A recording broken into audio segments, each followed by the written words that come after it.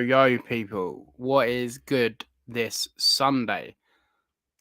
Looks like Mr. Will Exotic's excited for this episode. I wonder why. Where's my early gang at? Hello, Fee. Hello, everybody. How are we all doing today? Hello. Will is here. Will is here for a change. Hold on, everybody. Will is a fake fan. Anyway, hello. Who else we got? Hello, Jonas. How are you doing, my friend? Hello, Gary. How are you doing? I'm flicking through all these, flicking through. Hello, I don't think I've seen you before. Lock Drop Moth. Thank you for tuning in. Hello, Rick. Thank you for tuning in. How are we doing today? What's up, Dan? How are we doing? What's up, Serenity? How are we doing? And what is up, Serpentine? How are we doing? Everyone, we have the regular wait, let me get it up. We have the bingo. So if this actually happens in this episode, it could. If I talk about my signed poster, my mate that breeds tree monitors venom, how high my bills are, Crocs that I'm selling up, mango's a bitch, excuse me, LEDs are the best, and racks are bad, then your boy will do a forfeit. So if I can do all of them, make sure you tell me. And then doing some housekeeping, shout out to the Bug Factory with the bingo over because it won't let me get rid of it. Shout out to the Bug Factory, link in the description. Good guys over there helping me out all the time. Cheapest live food I found in the UK online, as well as sustainably recycled, sustainably growing your own mealworms. And then for a final shout out before we introduce this week's guest, shout out to the Patreon. You guys make this possible for me. Thank you all very much. It's deeply, greatly appreciated. You get joined into an exclusive Discord where we go live once a month, which we're going to sort out probably this week to chat. And you guys know that I've had certain clutches of eggs and bits and bobs like that. So you'll get the spoilers. So we're going to go back to the chat quickly. Wow, we got a super chat. If you haven't liked the video already, then you're a fake fan like Will and Riddler. Facts. 17 people in chat already. We got to beat 30. We're going to stop this whole live stream when we hit 30 and celebrate, all right? Will's famous. Oh, God, I've announced the guest already. The guest is famous. So, yeah. Good effort on the head shave. Gary was on shaving his head in Brian Barshak's most recent video. Shout out, Gary. Absolute legend. Hello, Bam. Patreon has taken off. Yeah, your boy's famous. I appreciate every single person who supports me, regardless if you pay or not. But I especially am thankful if you pay. So the ads are still going on the TV. Jesus Christ. Get the money in, Fee. Get the money in. I always like these videos. I appreciate you, Amy. Got to watch the whole of the ads. Yeah, I appreciate you watching the ads. Okay, anyway, guys, without further ado, this week's guest, we have a banner dedicated just for it. It's your boy, Mr. Will Exotic. Yo, what's up, guys? How you doing, mate? You all right? Happy to be here. Very happy to be here. I've been looking forward to this for a long time. Long time coming. We've tried this many a times, and now it's live, so there's no escaping. Nope. For those of you that don't know, how long ago now? A year and a bit ago? Yeah, I messaged you about coming on your podcast about a year and 2 months ago, something like that. When I used to have a podcast. I don't do it anymore. I don't do it. I leave it to Paul now. Yeah, so I'm the professional podcaster. Yeah. But yeah, so long story short, I was YouTubing reptile podcasts and I came across Monitor Madness. Was it Monitor Madness? And I listened to a few episodes and he was like, oh, anyone want to come on? And I was like, oh, come on. And then we've been like brothers from another mother ever since. Yeah. So yeah, that's how myself and William, we speak pretty much every day and have done for the last couple of years. And then I came on your podcast twice, and then we tried to get you on my podcast, and you had no internet. Tried to get you on my podcast again, and something else happened. Yeah. And here we are, third time's a charm. Here we go, man. This is the real deal right now. I think it was a great series of events that led to now. I think it's work fitting, but we've got some love for you. Bam saying, Will, Serenity saying he does exist. The man, the myth, the legend, Mr. Will Exotic. I'm real. I'm real. Got it? Love you guys, man. Oh, well, he's going for a third time. Will. Dan. What's up, Will? Hello, everyone. The day after I shaved my head, I found out I'm doing it for a reason much more close to home. Paul knows, but I'll tell everyone later on Discord. Yeah, shout out to you, Gary. You're a great guy, man. Shout out Gary, man. How much to shave his head? See, that's a big ask. That's how a much big they got ask. a super chat. Oh, if someone sends £500, I will shave my head. Well, actually, I don't know if I should do that. I think I retract that statement. Dude, I've been growing my hair out. That's hard. That's hard. I don't know. You guys want me to watch? Ready? Watch. You guys really want me to shave all this? Come on, man. This is what makes me me.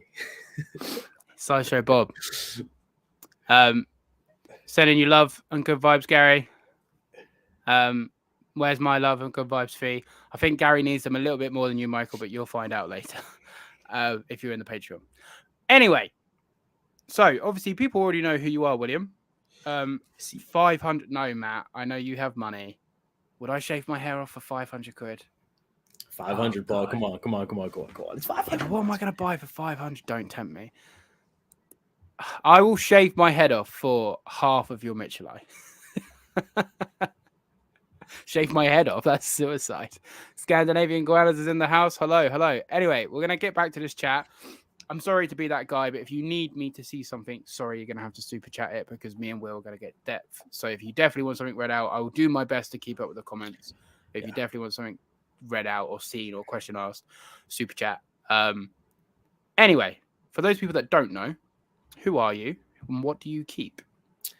So my name is William McClure for my full gov name, but I'm online as Will Exotic. I keep mostly monitors, man, because that's my biggest passion, my biggest interest. I do keep a pair of electric blue day geckos, but other than that, just monitors. What monitors do you keep currently? So I have a Argus monitor, blue, which some of you guys probably know about blue, coolest Argus monitor on YouTube. I have a Pilbara Rock monitor. I did have two, but it ended up that I had two males, so I'm on the lookout for a female. And then coming in soon, I'll just go ahead and say it on here, is a pair of blue tree monitors, which I'm very excited for because it's my favorite animal in the entire world. So there we go. I need to sneeze at some point because I've got hay fever, so I might have to mute the mic and you're just going to have to style it out like a professional. Wasn't the price 100 last time? I don't think so. I don't know. Jeez, how many people are in here? We've got 24 people in right now. Wow. Yeah, so excuse me, everyone. I'm going to get into quick fire questions and then I'm going to ask Will a question and then I'm probably going to mute my mic and blow my nose because I'm dying. But let's get into some quick fire questions and then let's get into the bulk of this podcast. So, cool. Short and sharp. Snakes or lizards? Lizards. Come on. Money or time? Time. Mentally strong or physically strong? Which one would I rather be? Yeah. Mentally. Yeah, mentally strong. Wild caught good, wild caught bad? Bad for pets, good for prolonging bloodlines. Pro snake rack, no snake rack? No snake racks. Nah. Get out of here, Riddler. Arid species or tropical species? Tropical, 100%. This is Fee's special question that she changes from time to time. Okay. So she's changed it just for you. Okay. Hippos or capybara? I like them both. Hippos because I respect how just immense they are. Most dangerous animal in Africa. Yeah, they're cool. Big reptiles or small reptiles? Big. Big monitors or dwarf monitors? Can I say mid-sized? Nope. Big or dwarf? Big. Instagram famous, YouTube famous? YouTube all the way. YouTube. We're already YouTube famous, baby. Yeah. I don't have my prop today, but I already know your answer to this. But talking about the shoes, Crocs or no Crocs? Crocs, man. Come on. You can't handle monitors unless you've got a pair of Crocs. No Riddler. Feisty or tame? Feisty. I like the challenge. Wild types or morphs? Wild types, man, all the way, All day, every day. There you all go. day, all day. They're the questions. So we have 27 people in chat already. Wow. We only need 4 more people and we've broken the record and we're only like 10 minutes in. Yeah. Just checking now, considering the current trend, the amount of time, blah, blah, blah. My son is watching too. Anyone want to shout him out? His name is Jack. Shout out Jack. Jack, what's good, my What's boy? good? Your dad's a legend. Yeah. So I'm going to blow my nose. So I'm going to ask you a question just so you can talk for a little bit and I can mute my mic. But would you like to tell everyone basically how you got to where you are today? In terms of what? In terms of your monitor keeping career. So when you were young Will Exotic, Okay. or basically just fill me out like 5 minutes so I can blow my nose. That's what I'm trying to ask you. Okay. But basically, first reptile, how you started keeping, how you've sort of advanced and grown to where you are keeping now, and then we can get into the topics that we want to get into. All right, I got you. Go, you can go blow your nose. I'll blow it. I'll do it here. I'll go off camera slightly. You're fine. I'm right here. I'll be able to hear you. You're fine. I'm just gonna mute my mic. Sick. All right. So basically, I was just talking about this with my parents today. From whenever I can first recall, like my first word was actually like cow in Spanish, vaca, right? So I guess the animal obsession started from when I could first speak. I would play with these little animal figurines. I would try and touch. We would go eat at Longhorn. I would try and touch the cows. So it's always been animals for me. I would always be going outside. I was blessed to be able to grow up in a pretty wooded area. So I was exposed to nature and animals from when I was probably 3 years old up. So I would catch toads. I'd catch salamanders. I would catch snakes, turtles every once in a while. And it was just, I just fell in love with it, man. I just was always a dinosaur kid. So seeing these reptiles in real life was like, wow, this is a dinosaur. Like, this is incredible. My first ones I kept, of course, was stuff from outside. I don't condone keeping animals that you catch out of the wild, but I will say this: if we didn't do it as kids, we wouldn't be where we were now. So I don't come down on kids who keep a toad or keep a lizard they catch outside. I don't come down on them, but obviously as adults we know better, right? So it started from there. Then it moved to like catching little or getting little green anoles at the carnival, right? My dad I couldn't win the games, so my dad would pay the guys like $20-$30 to get a green anole. Of course they would probably not survive. Then it turned into leopard geckos. And I was always into, like I said, dinosaurs. So I was reading a book on birds and dinosaurs, and I saw a big Gold's monitor or an Argus monitor or whatever on the right side. I saw it standing up. It was a depiction of it, and I was like, this is my dad. Yeah, my dad's in the chat right there. Yeah. Shout out, Dad. Shout out, Mom. 31 people, William. Let's go, baby. Yeah. Yes, sir. We're like that, man. We're like that. It's 33 people. We're like that. We're like that. Anyway. Low key. It's fine. It's calm. All right. Let me back to where we were. Yeah. Shout out your dad.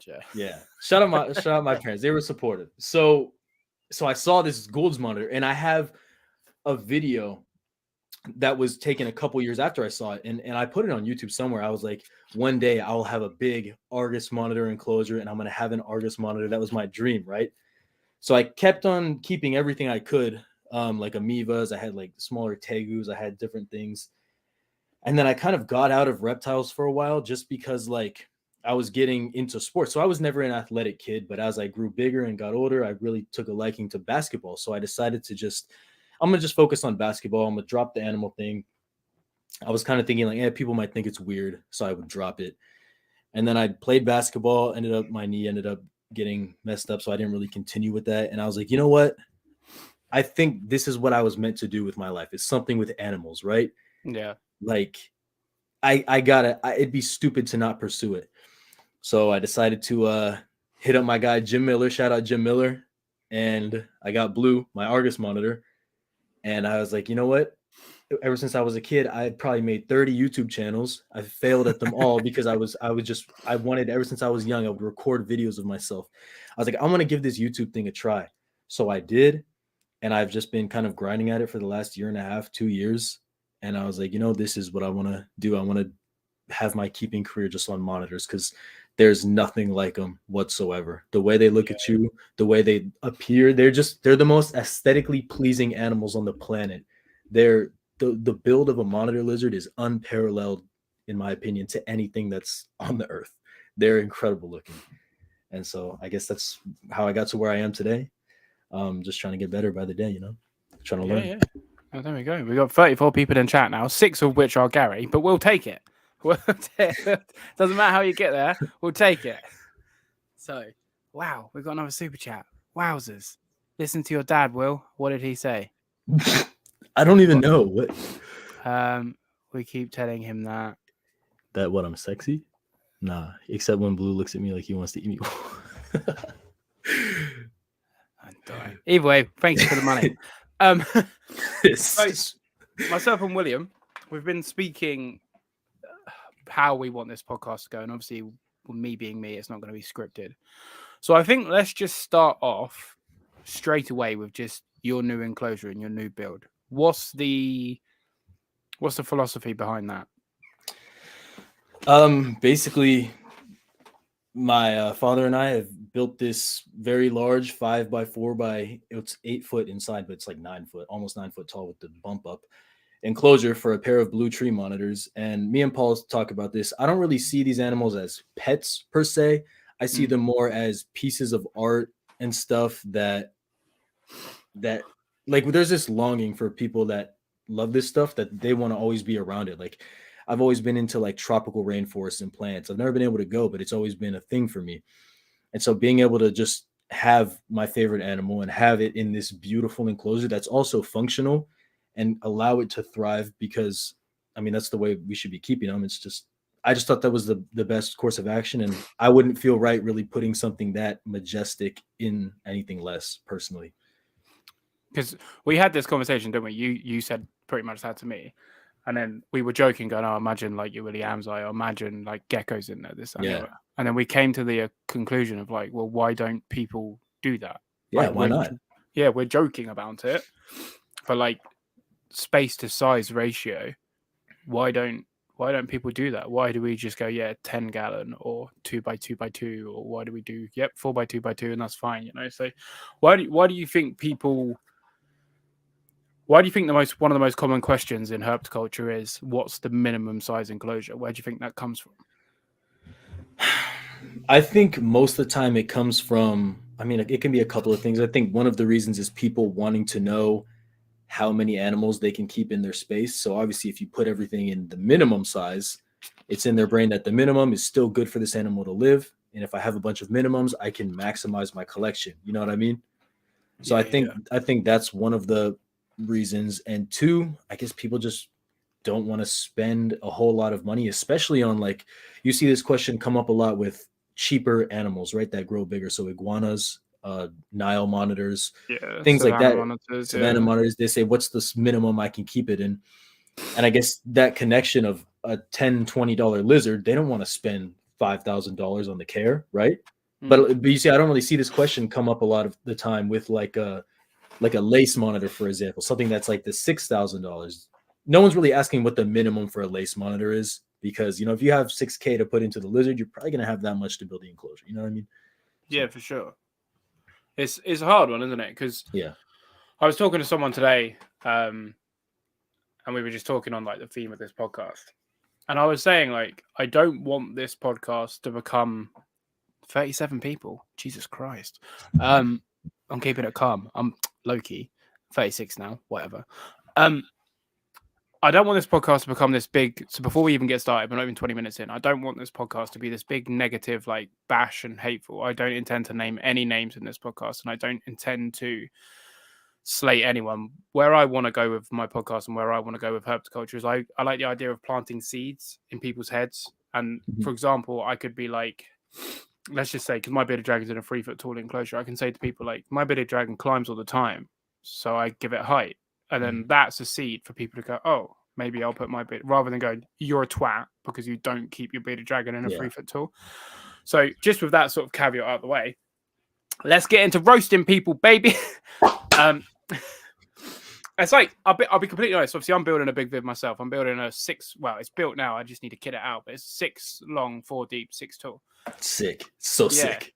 Big enclosure. Yeah. So I've had a few people reach out to me and they go, "Oh, sick. What's going in it? What's going?" And I'm talking like 6 to 10 people reach out to me and go, "Oh, what's going in it?" Well, I've had a few people reach out to me going, "Oh, it's sick," or whatever. But there's this theme, like 6 to 10 people.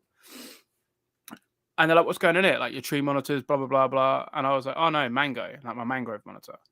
And everyone's like, what? That's too big for her. That's too tall. Yeah. And a couple of them are like good keepers. Define a good keeper, but good keeper. And a couple of them are people that I respect. And I'll be completely honest, I had this thing in my head where I was like, maybe it is too big for her because they're people I respect and they're older than me, you know. And I was like, maybe it is too big for her. Maybe I should put my tree monitors in there because it is. Let's be honest, it's a better suit for a tree monitor, of course. Yeah. So I was a bit like, oh yeah, maybe it's too. And they weren't saying it was too big in the sense of like go smaller, but they were saying you should have gone longer, not taller. And I was like, oh, maybe I should. And I was speaking to Riddler about it, and then I was like, I had the epiphany. I was like, who am I doing this for? I'm doing this for myself and my animals. Like, I'm not doing this for the people watching me. I don't need validation for people saying to me, oh, wow, you've got your lizard in a big enclosure. I'm doing it purely because I want to do it. For sure. And it got me thinking as well, because like, what sort of hobby are we in where people are going, you're putting your animal in a big enclosure, it's too big. And that started to spin my brain going like, where's that come from? Like, why are we all? And then someone even said to me, they were like, oh yeah, it makes sense because mango's your I was like, most popular animal. I was like, I'm not doing it for clout. I'm not like, I'm doing it because she's my favorite animal and I love her more than I've loved pretty much anything ever. I want to give her the world. That's why I'm doing it. I'm not doing it for any other reason. And like, a lot of people say, oh, the enclosure she's in is fine, but I just want to keep giving my animals more. And everyone who watches me knows that I struggle with animals in boxes anyway. But why didn't you just go like 4 by 6 by 2? Sorry, so like 6 tall, 4 wide, 2 deep. I know you've said like you wanted to create a piece of, but like, why didn't you listen to the hobby standards? Why did you step outside the box and go bigger? Because they can get over 3 feet long, man. Why am I going to put a potentially 3+ foot lizard in something that's only? So I was thinking it like this. So if this tree monitor is on the wall of the enclosure, and it's like on the floor, it climbs up, right? Its tail is still touching the ground while its nose is to the ceiling. Yeah, that's not right. You know what I mean? That's not right. These animals, like some people are saying in chat, they come from the wild where it's an expanse. It's an expanse of space. There's no limits. There's absolutely no limits.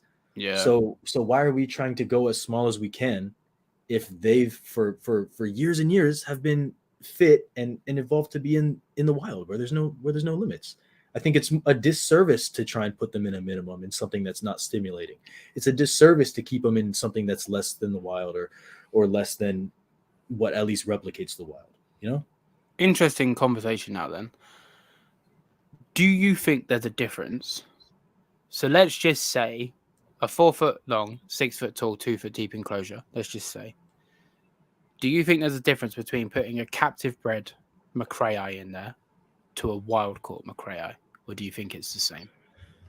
That's a great question. That is a great question. So first off, I think you should go as big as you can for either, no matter what. But if I you agree, yeah. If you've only got that size, you've already got it, you've bought the animal. So the difference is that the wild caught, the imported animal, is already accustomed and acclimated to being in the wild, and that's what it's comfortable in, right? So obviously that's what's going to allow it to thrive best, conditions that are most like the wild. In a captive bred situation, this animal has never been in the wild, so obviously all it knows is this kind of box or this size, right? And while I'm not saying it's right, I'm saying it probably won't be as much of a shock to that captive bred animal because I guess in a sense it doesn't know what it's missing type thing. You know what I mean?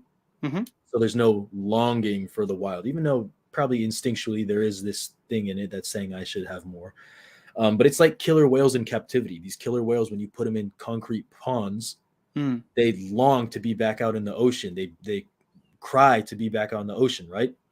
Meanwhile, the calves that are born in captivity, I don't know how much you really see that. I don't know too much about it, but I don't know how much you really see that because unfortunately they don't know the wild, you know? Yeah, no, I agree. I think When I think about animals in boxes, I always come to wild caught.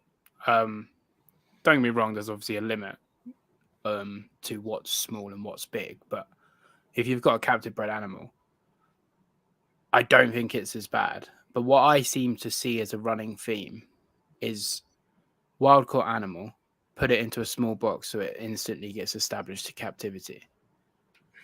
And that's not something I agree with, because you see it on Facebook all the time. And I'm growing on Instagram. There's no secret. Your boy's getting some followers now. 19.2 thousand. Congrats, man. That's awesome. So sick. I'm so proud of you, bro. But yeah, all jokes aside, I got quite a few followers now, so I get quite a few messages. And I get daily, how do I socialize my animal? How do I get my animal tame? How do I get my animal tame? How do I socialize my animal? I never see my animal, blah, blah, blah, blah, blah. And I've had it 2, 3, 4 weeks. And it's a wild caught mangrove normally, because that's normally the messages I'm getting. And they've got them in, I don't know, 30 gallon or whatever the size is in America, like the fish tanks. Yeah, probably a 20 gallon is what it is. So where do you think that's come from? In the sense of, all we want to do is just hold our animals. That's all we seem to want to do. It's just literally first things first. How do I tame it? How do I socialize it? How do I get it to come out into my shoulder? Well, I don't think it's from a bad place. I think it's from people being enamored and amazed with these animals, and I think that they really want to be able to interact with them, because obviously they don't get to go out to the wild and see this stuff. So bringing it into their home, I guess they kind of connect that with, oh, I'm going to have this animal in my home. I'm going to get it tame. And the other half is obviously from guys like us, from the internet, right? People see us with monitors. They see you taking Mango all across the floor and having a fun time, and she's chasing it. She's being awesome. They see your tree monitors. They see me handling my Argus monitor like this, Tegu, and like, oh my gosh, this is amazing. And I guess they don't know all the work that kind of goes into it. They don't know the behind the scenes stuff. That's why you and I both try and really talk about the behind the scenes stuff. Yeah, it's hard, because I had someone message me the other day. Well, I've had a few people, but the most recent one, they're like, hey, we're getting a mangrove because we love your stuff. And I was like, please don't. Yeah. I was like, please don't. And they were like, what? Why? And I'm like, I literally said, do you understand what it is to keep a mangrove? And they were like, oh, they're stunning. I was like, I don't disagree, but you do know, like, these videos that I post are like, I take like 6 on one day a month, and then I just roll them out because I don't see them. Although I did see all 5 today, but I don't see them. You don't see them. Like, they're a shy species. You walk to the door, boom, gone. And they're like, oh, well, I just assumed yours are out. I'm like, well, did you read my captions? Because I put, not always, but I put captions like, they're shy, they're climbing. No, I just watched the videos. And I'm like, have you done no research? No. And you've just gone, there's someone in the UK as well. So have you just gone to buy a mangrove? Yeah, we're picking it up next week. I'm like, it's because they're cheap. That's why. See, people don't. Yeah. It's hot. They're not as cheap as they're free. Well, they're still cheap, but they're 300 over here. They're not like 25, 75 bucks. I wish I was in America, man. I'd be the kingpin of mangroves. But it's a hard one because it's a hard one because people, like you say, people do see social media and people see super tame monitors and highlight reel monitors and just want a piece of the pie.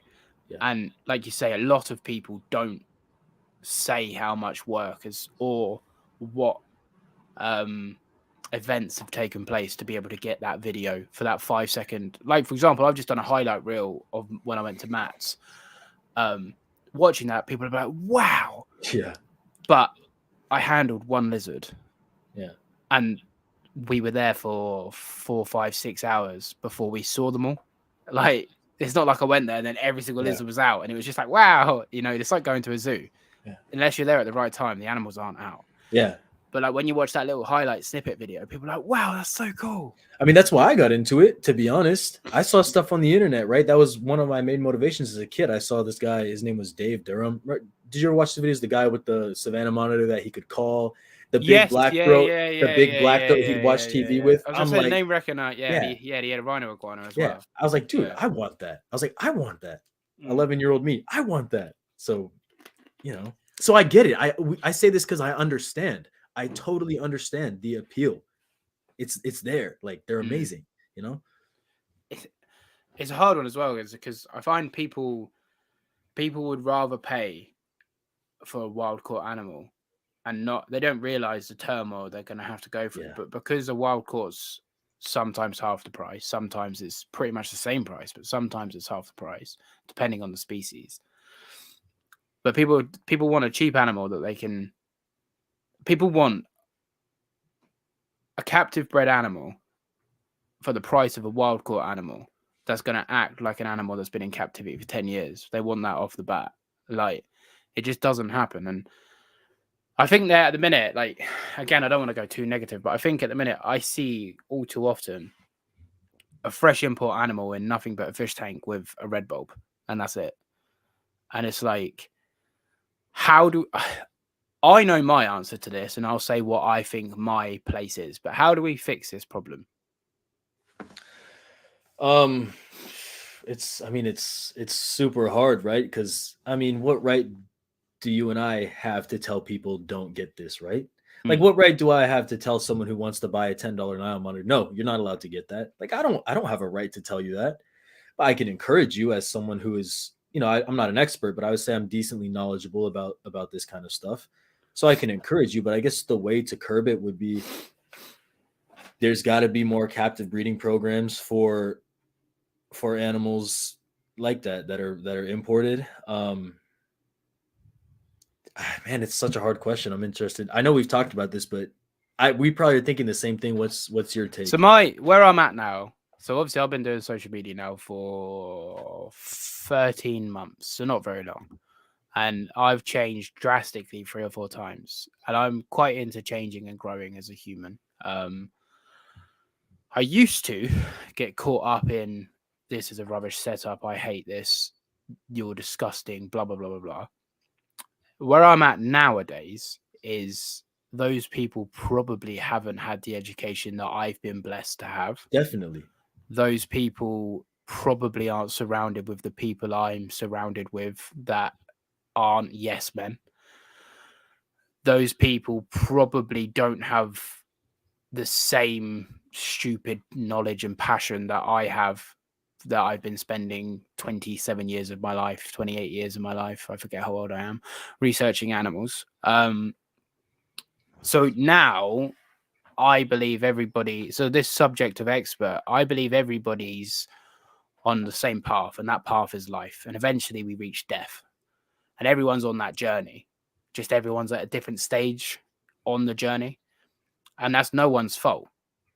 Like, everybody has their own pace, but eventually we all get to the finish line anyway. So for me, it's about trying to bring people to where I am in the quickest way possible.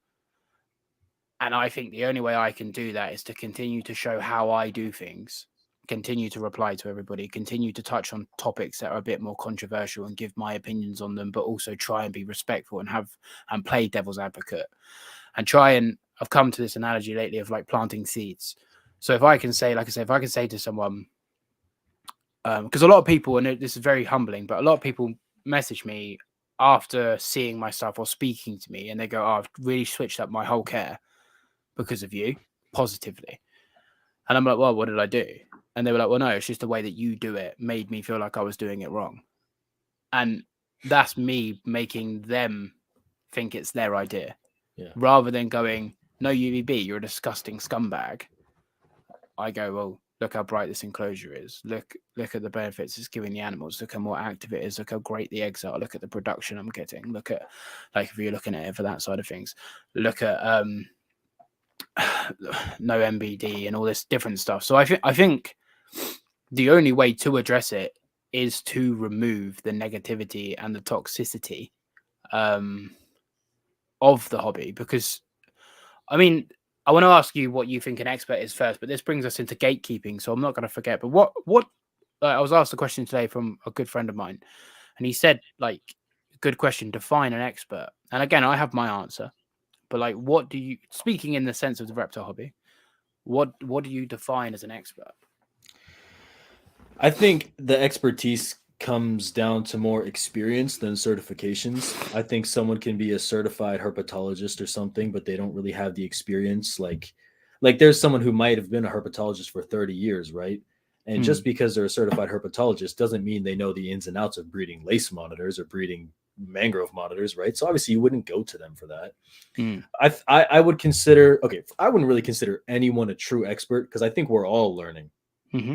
But there are some of us, or there are people that are much more experienced and knowledgeable. So I would probably say someone, if we're talking about expert of a certain species, someone who has repeatedly went through the life cycle of an animal. That's probably what I would cut it down to, because even reproduction isn't the end all be all of care, I wouldn't say. Mm-hmm. But I think if you've been through the life cycle of an animal or of a species multiple times with different individuals, different pairings, I would say you probably know, no matter what you're doing, you probably know a good deal about that animal. And I'm not going to discount you for doing it. You know what I mean? So Yeah. that's probably what I would stick with. But I say it's generally better to get information and get tips from multiple sources instead of just one. Yeah. So let's just say I stayed where I was with mangroves and kept in the, let's just say 6x3x3, because that's what Mango started out in. So Mango stayed in a 6x3x3. I got eggs from her in a 6x3x3. I share all my knowledge. Let's just say I never changed from that, and in 30 years' time, I was one of the greatest mangrove monitor breeders in the world. Let's just say, hypothetically, watch this space. 6x3x3 is too small. It's too, in my opinion, it's too small. But I've done all this great stuff with the species. So does one negate the other? It's a hard one, because I think there's lines in everything in life. No matter where you are in life, there's a line. Morally, there's a line. It doesn't matter if we're talking about bloody woke culture, if we're talking about race, if we're talking about religion, if we're talking about bloody sexuality. It doesn't matter if we're talking about reptiles. There's a line, and everyone's got a threshold. And as soon as you cross someone else's threshold, almost all of a sudden the end of the world, and people forget that everybody has a different line. But then it does get to a point where you cross a line and you think to yourself, well, that's then too far, where a majority of people agree that's too far. For example, keeping a mangrove in a 4x2x2, I think most people can agree that's too far. Whereas the 6x3x3, that's probably more on the fence. But like I say, it's a hard, because I think a lot of people are very quick to go, no, Paul's keeping in small, and they forget that I'm doing all the good. But then also a lot of people go, no, Paul's doing great things, and then forget I'm keeping in the small. So I think it's important to be aware of both. Yeah. And then in regards to being an expert, for me, again, I agree with you. Like, I don't want to say there's no such thing as an expert, because someone attacked me on the Animals at Home podcast for saying that. Shout out you. But again, we're all on this journey. Some people have just been doing it longer than others. That's it. I'm not an expert on mangroves, but I happen to probably know more than most people in the UK because I've been doing it longer than people. Like, it doesn't make me the expert. It just makes me a bit further ahead on that journey than other people. And like you said, it's in lines, man. Like an expert to one person, like I could be perceived as an expert to someone who knows nothing. Who knows nothing. I'm an expert to them. But to people who have been doing this for longer than I've been on the earth, I ain't an expert, man. I'm a noob, right? So I think there's levels to it, you know? Yeah, no, I agree. I need to go back to this comment because it's people singing my praises and it's my podcast, and I like to do that. I can't find it now though. And I do want to say one thing, and I talked about. You good? What? No, you come. I said this on the Monitor Keeping podcast when I was on there with Alan and Kai. Shout out. Is that out yet? It should be out soon. They're a little bit backed up. Okay, check it out when it's out. But I was and you and I both, because you saw my little transformation, man. Like a couple months ago, I was on that boat of just like, no, this person, yeah, they've been breeding this or they've been doing this or whatever, but they keep in this small of enclosure, they keep with no lighting, and I was like, nah, I don't need that person. But I've kind of since then I've moved my mindset, and I'm like, no one does the exact same thing in herpetoculture. No one keeps the exact same way. If we're really going to nitpick all the bad and negate all the good, we're playing ourselves, man. We're trying to reinvent the wheel. Nah. So now I'm coming from an area of, I may not agree with every single thing you do. You may not agree with every single thing I do care-wise. but I know that you've been doing some good stuff with the species. You have experience, you have knowledge, and I want that experience and knowledge from you. And I don't want to make an enemy, man. Like, there's no reason to make enemies, Yeah, especially for in sure. the reptile community. Like, what's the point of making enemies? And you know what I mean? Like, we all love the same thing, We're all in right? the same. We're in the We're same boat. we're all Yeah, weird reptile people. Like, this is it. come on, you know?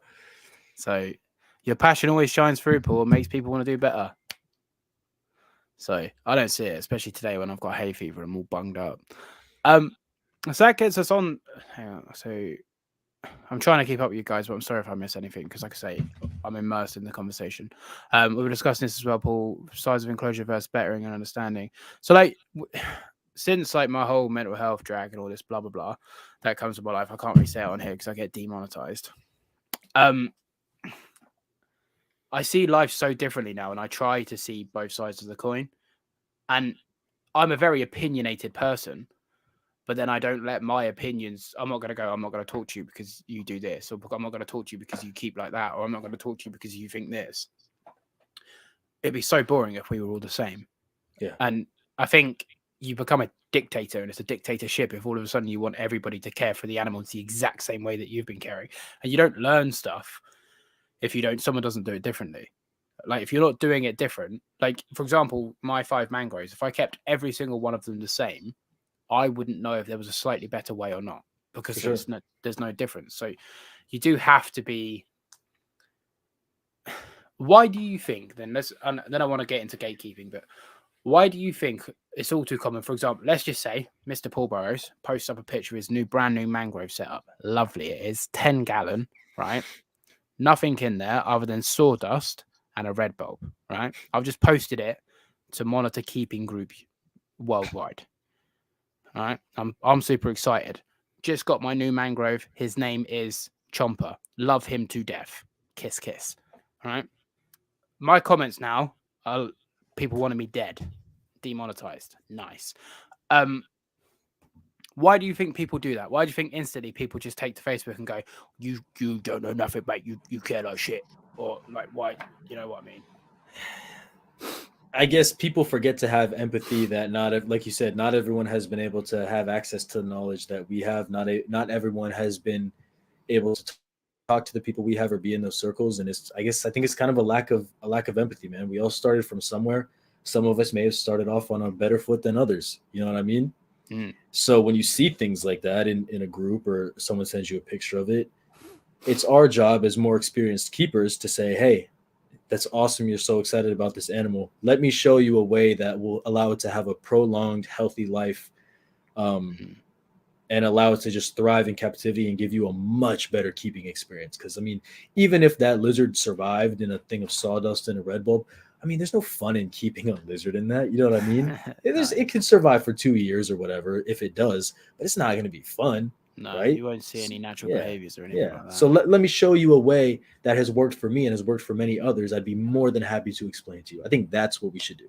I love the way that you started that by going, I love how passionate or how excited you are with this animal. I think that's so important to lead with that.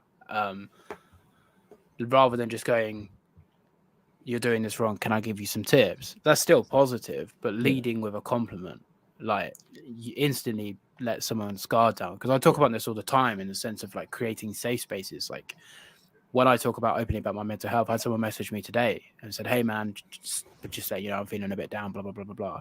Because I talk openly on my mental health. So I create this safe space. And if we can, as a reptile community, start out by going, "Hey, I love that you're super excited about your new lizard. Can I show you how to potentially make its life better?" Then I think people will be like, "Oh, okay. Yeah." So much more receptive. Yeah. So much more receptive.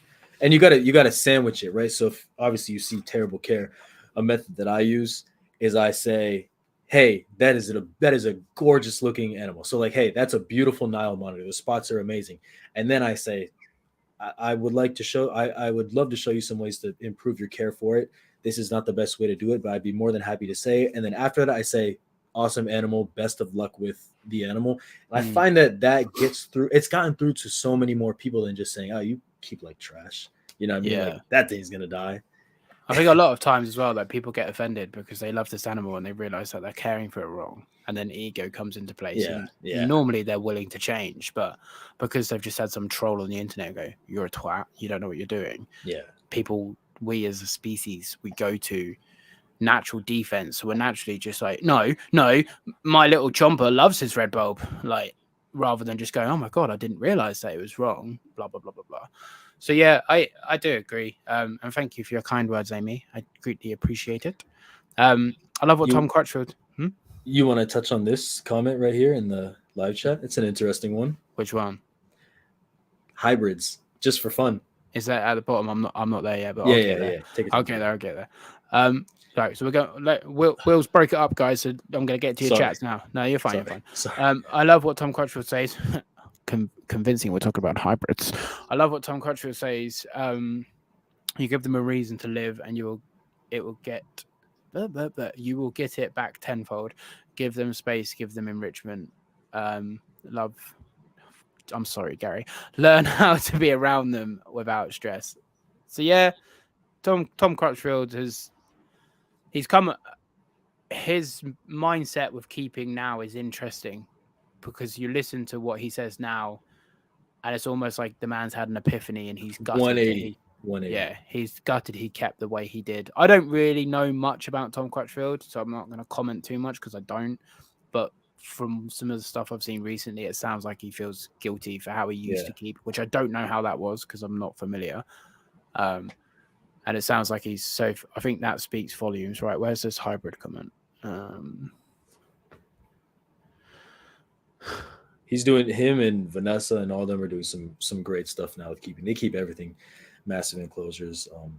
I mean, he had that mindset switch. You know what I mean? It's that personal journey. Oh, there it is. Yeah. Yeah, let's take this line. How are we doing as well, Farmer Tranches? I haven't said hey to you. Let's take this line of reasoning a step further. Hybrids, good keeping or bad keeping? Right then, Will, you wanted to take this subject, so I'll let you take it away. I just thought it was a fun little thing. I've got my opinion on it, so I'll say my opinion, but I'll let you go first. We can keep it to the end if you want, or let's run with it. I'll forget. Right. Let's run with it. It is such a hard thing because, again, I have no like, why should I tell you you shouldn't breed two different species together, right? Like, I can't tell you that. But especially in species that we have such few numbers captive bred, each egg is precious. So we'll talk about tree monitor crossbreeding, right? Because that's a very hot topic these days in the tree monitor groups. When you have these animals that are their numbers are dwindling in the wild, there's not too much captive breeding going on. Breeding them together, while it may not be inherently bad, it sets them up for failure, and I'll tell you why. Because there's a lot of honest people in this hobby, but there's also a lot of dishonest people, right? And so once you start breeding these, even if you sell them to people that promise to not breed them if they're fertile, people are still going to sell them and try and pass them off as purebreds, right? And that just keeps muddying bloodlines, muddying genetics. And then for some reason in 20, 30 years, something might happen to all the blue tree monitors on Batanta, right? Something might hit that island and they're all gone. And we only have what we have in captivity. Now all of a sudden we have blue tree monitors, but we also have blue tree monitors with some green in there. We have blue tree monitors with some yellow tree in there. Nothing's pure. So that species over time loses its integrity. And these animals are beautiful the way they are. You know what I mean? They're perfect the way they are. I don't know. I just don't see much of a point in crossbreeding other than for human pleasure. You know what I mean? I don't think there's any other reason whatsoever to do it. So just quickly on chat, Matt, hybrids are a no from me. Serenity, already done, sadly.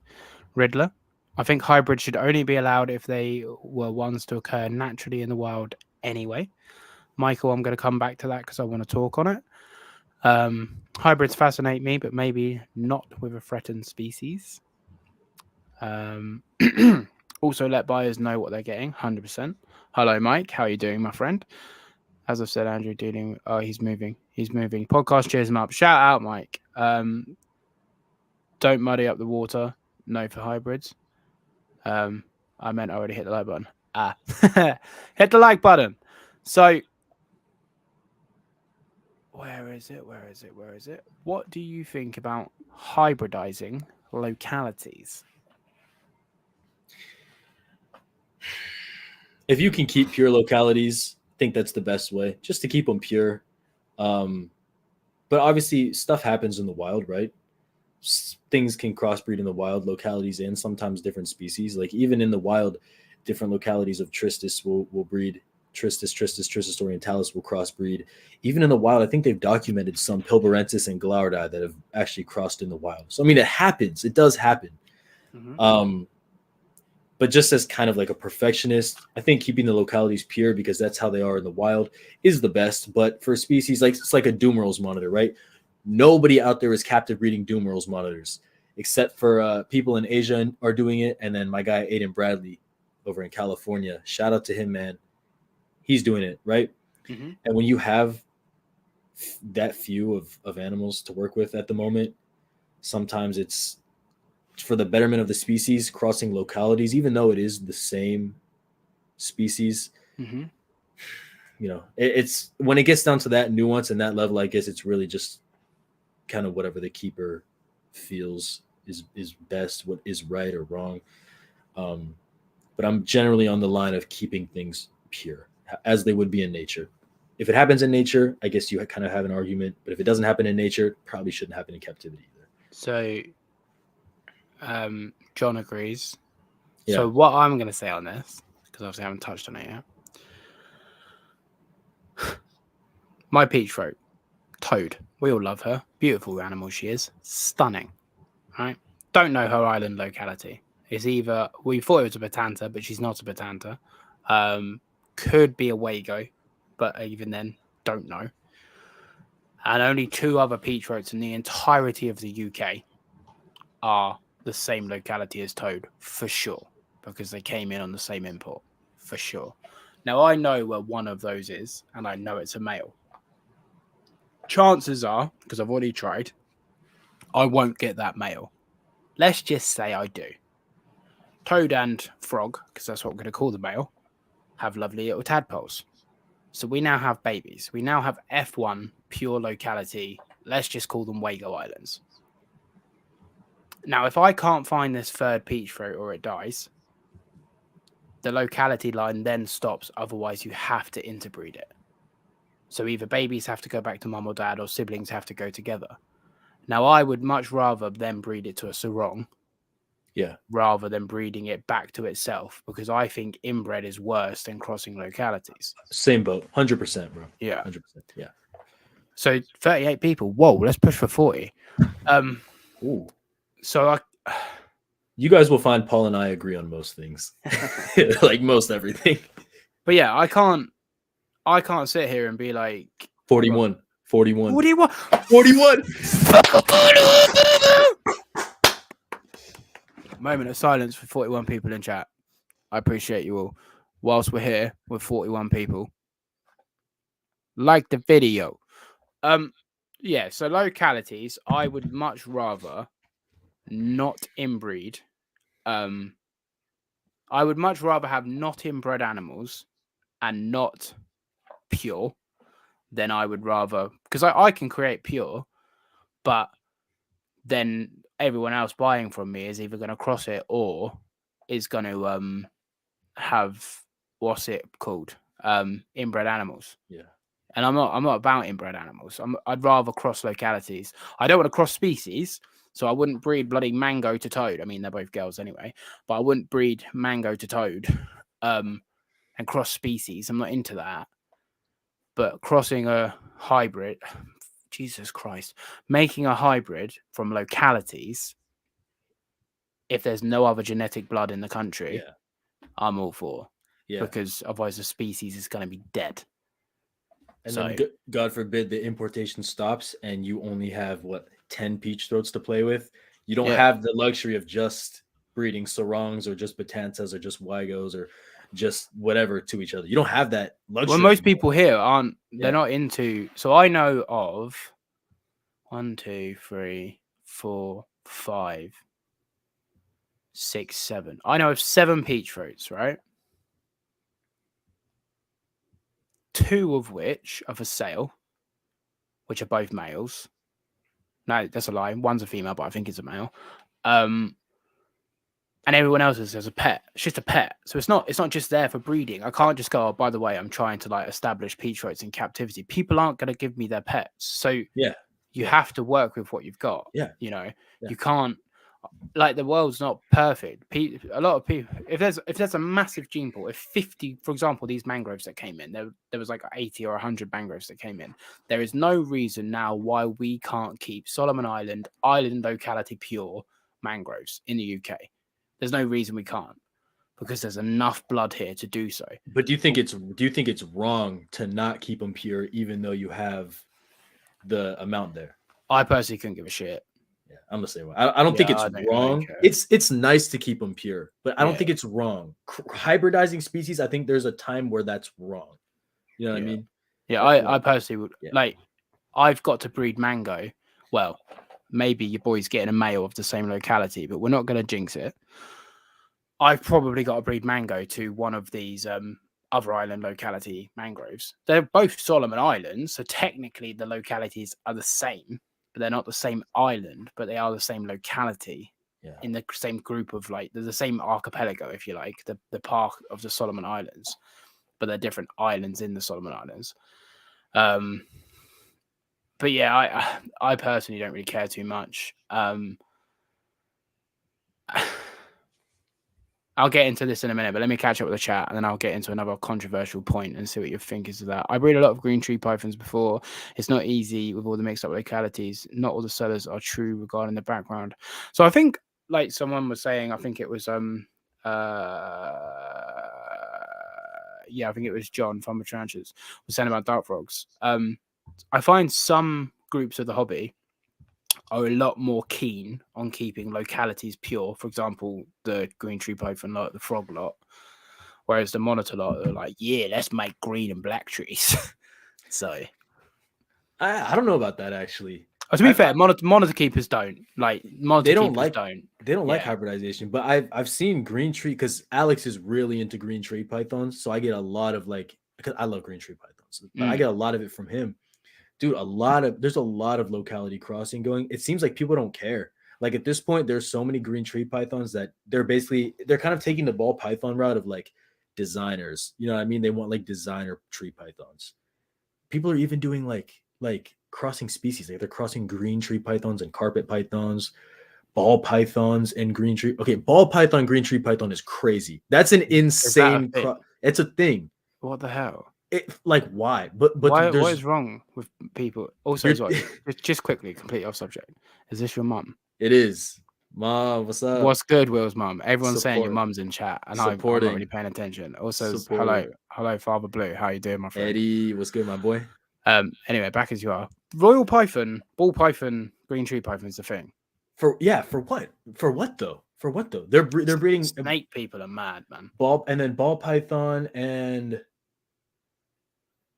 Yeah, I think it's ball python and green tree. I think they're doing ball python and carpet python. But that doesn't make any sense. You're taking, it doesn't make any sense to me why you would do that.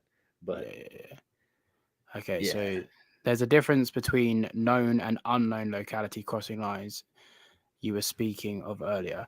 But like I say, if I had two peach throats and I knew there were different islands, I would breed them. I'm not going to sit here and be like I'm not, because there aren't other peach throats here. I would rather get the male for my peach throat that is the same island, but then, like I say, then what do I do? Because there's no others. So I'm not going to sit here and be like, oh yeah, I'm just not going to breed them. I couldn't give a shit. Just couldn't care.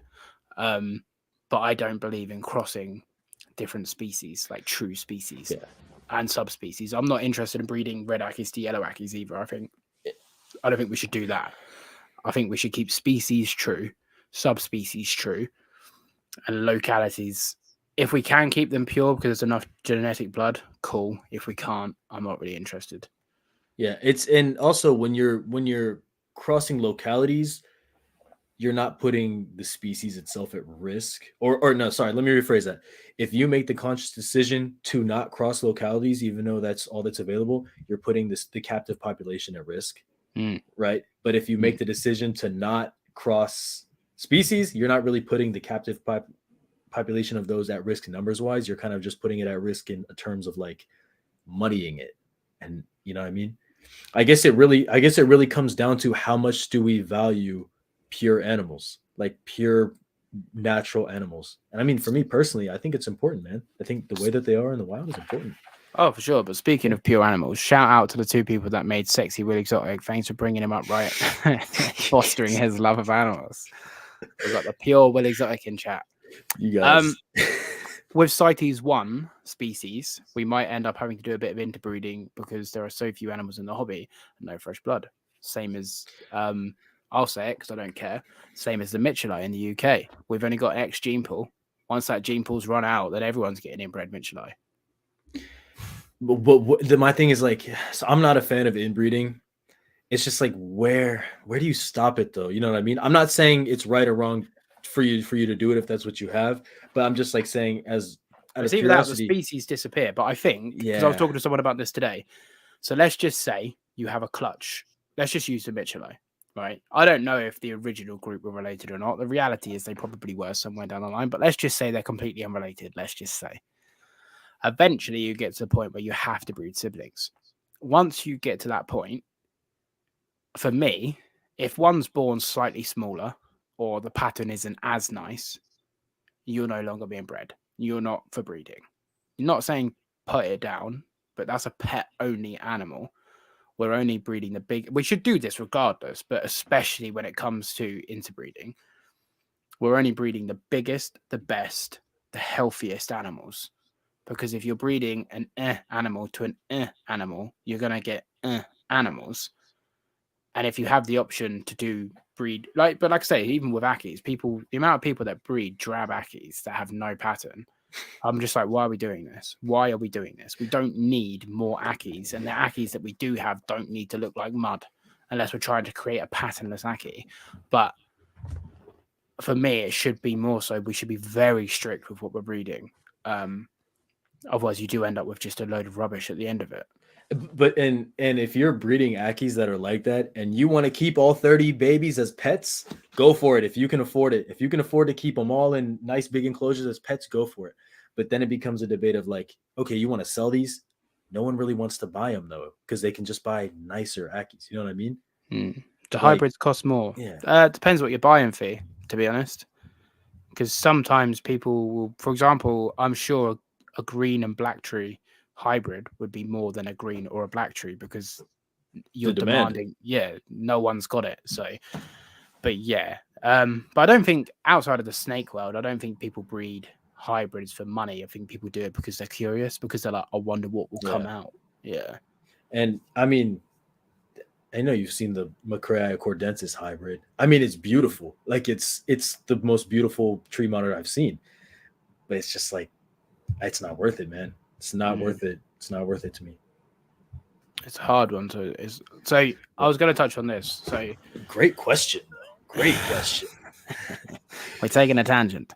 So people may or may not know, myself and Mr. Matt, we are the proud owners of potentially the only trio of Maruki Prasinus in the country. The Marukis, they don't shed as well as Sarongs. They get the odd bit of stuck shed. Sarongs don't at all. I've never had an issue with Kermit ever. In Kada, she's 50-50. She's half Sarong, half Maruki. I've never had an issue with her. The Marukis, it's almost like their scalation's a bit smaller and they get a bit stuck shed. So maybe they just want a bit more higher humidity than Sarong. So thus forth making them a little bit harder of a captive. And in this case, what's more beneficial? Marukis, wow, they're super beautiful and stunning. They're a harder captive, or hybrids, or just Sarongs that make better pets. I mean, where'd you draw the line? Yeah. Everyone has one. That's interesting that the Marukis shed out a little different. Who said, was it you that said like they hang out around water or something? My male will sleep in the water bowl. Will sleep in the water bowl. I think maybe that's just him wanting higher humidity. But I used to keep him with higher humidity. Like he used to be like 85% all the time. I'd be interested to see how the ones in the wild shed out. I wonder if that's a thing in the Yeah, wild I too. don't know. I I don't know. wonder. Yeah. But in captivity, and Matt's seeing the same thing. I'm sure he'll say I'm quite far behind on the chat, but I'm sure he'll say the same thing. But like, not to the point of like, oh my god, they're constantly in stuck shed. It's terrible. But like, you know, like a monitor, they flake. They're just constantly flaking. Sometimes with Maruki, sometimes you do have to just give him that extra little bit of help. And it's not always, but like every now and then you go, oh, that bit of shed's not shifted.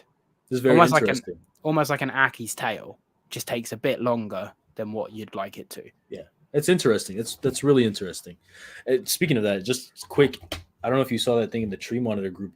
It was like one of those monitor books from like the late 90s or something, and the field observation of Beckerai was like they mainly eat frogs and hang around lizards, water, and they will retreat into the water. I've seen that. Yeah. That's pretty cool. That's pretty cool. I don't know. It's just like they're like mangroves.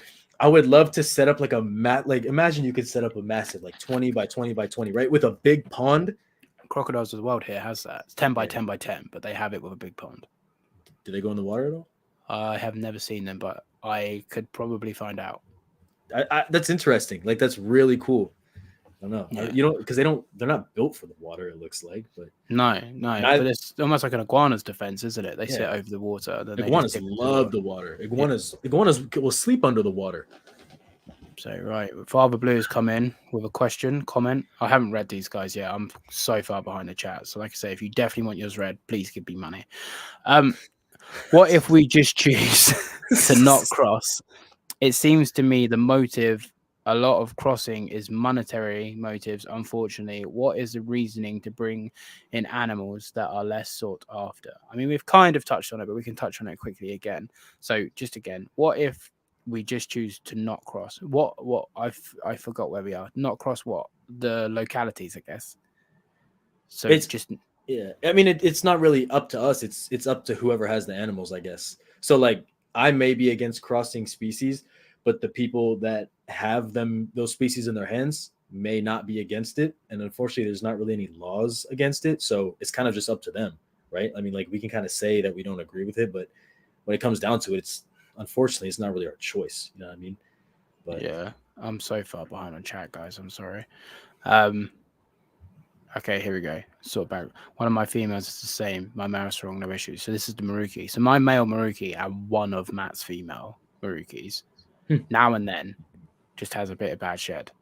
And it's not like, oh my god, we've got a bath it and like, but that's interesting, man. I've never heard of that. I mean, I think it's because many people keep Maruki because they're quite a rare locality, even in the States. Yeah. So people, Michael's like, no, because he wants Maruki, potentially getting Maruki. How do you feel about hybridization of skinks? I mean, I don't know. Yeah, I don't. I mean, what are they hybridizing? What species are they hybridizing? I feel like skinks don't really have. I mean, your dad coming through. Give Paul money. You heard the man. I know blue tongues have a lot of localities, but other than that, I mean, I don't really know of anyone crossbreeding like, skinks. I don't know squat about skinks though. I'm not gonna lie to you, bro. I don't know. I mean, the same thing with skinks. I'm gonna say, I'm assuming it's the same thing with monitors. Like, let's avoid it if we can. Yeah. Let's just avoid it if we can. But didn't go in the water. Wait. Oh, okay. This Matt's talking about crocodiles of the world. They were walking around the edges when I was there, but didn't go in the water. So it's crocodiles of the world. We need a day out to crocodiles of the world. What if you put them in a fish tank though, with nothing but water and a couple branches? I'm sure you could make them go in the water then. It's like mangrove monitors need dirt. Well, you're right. No, they don't. They don't need dirt. They live in paludariums. Yeah. African fire and emerald tree. My friend, I think they come from different parts of the world. So is that a thing? I'm definitely going to say no. Is that a thing? I don't know. I'm not in the skink world. Have people done that? I'm looking it up because I feel like that would look cool. Lead by example. Doug coming through with the money. Appreciate you, Doug. Yeah, well, that's sort of... Oh, hang on, we've got another one. The thing with blue tongues is that Oz and Indo stuff have such different care requirements that when you hybridize, blah, blah, blah, when you hybridize, you don't know what's actually So same as red Ackies and yellow Ackies. Red Ackies have bigger eggs. So when you breed them, so if you use a male red and a female yellow, the eggs are bigger, and the yellows can't quite deal with them, and you end up getting more likely to get egg bound. So people just assume that this is the same. Also, as well, just randomly, gill and eye eggs. I've got Ackie eggs that are a month old in the incubator. The gill and eye eggs are the same size the day of lay. What the hell? But Knowledge. Oh god. More money. I just want dibs on the first available captive mangrove produced by Paul.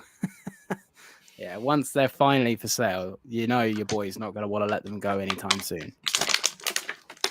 I'll fly down for a crocodile to bar trip. Donations! Anyway, we've sort of gone on a tangent. Yeah. Where would you like to go next? I've got the list, so we touch on everything. But let's go down the gatekeeping. list. Gatekeeping we're going to talk about. That's just going to be a quick subject. What's your opinion? Do you think gatekeeping is a thing, or do you think people just pull it out that they're like, oh, he's a gatekeeper, or do you actually think people gatekeep?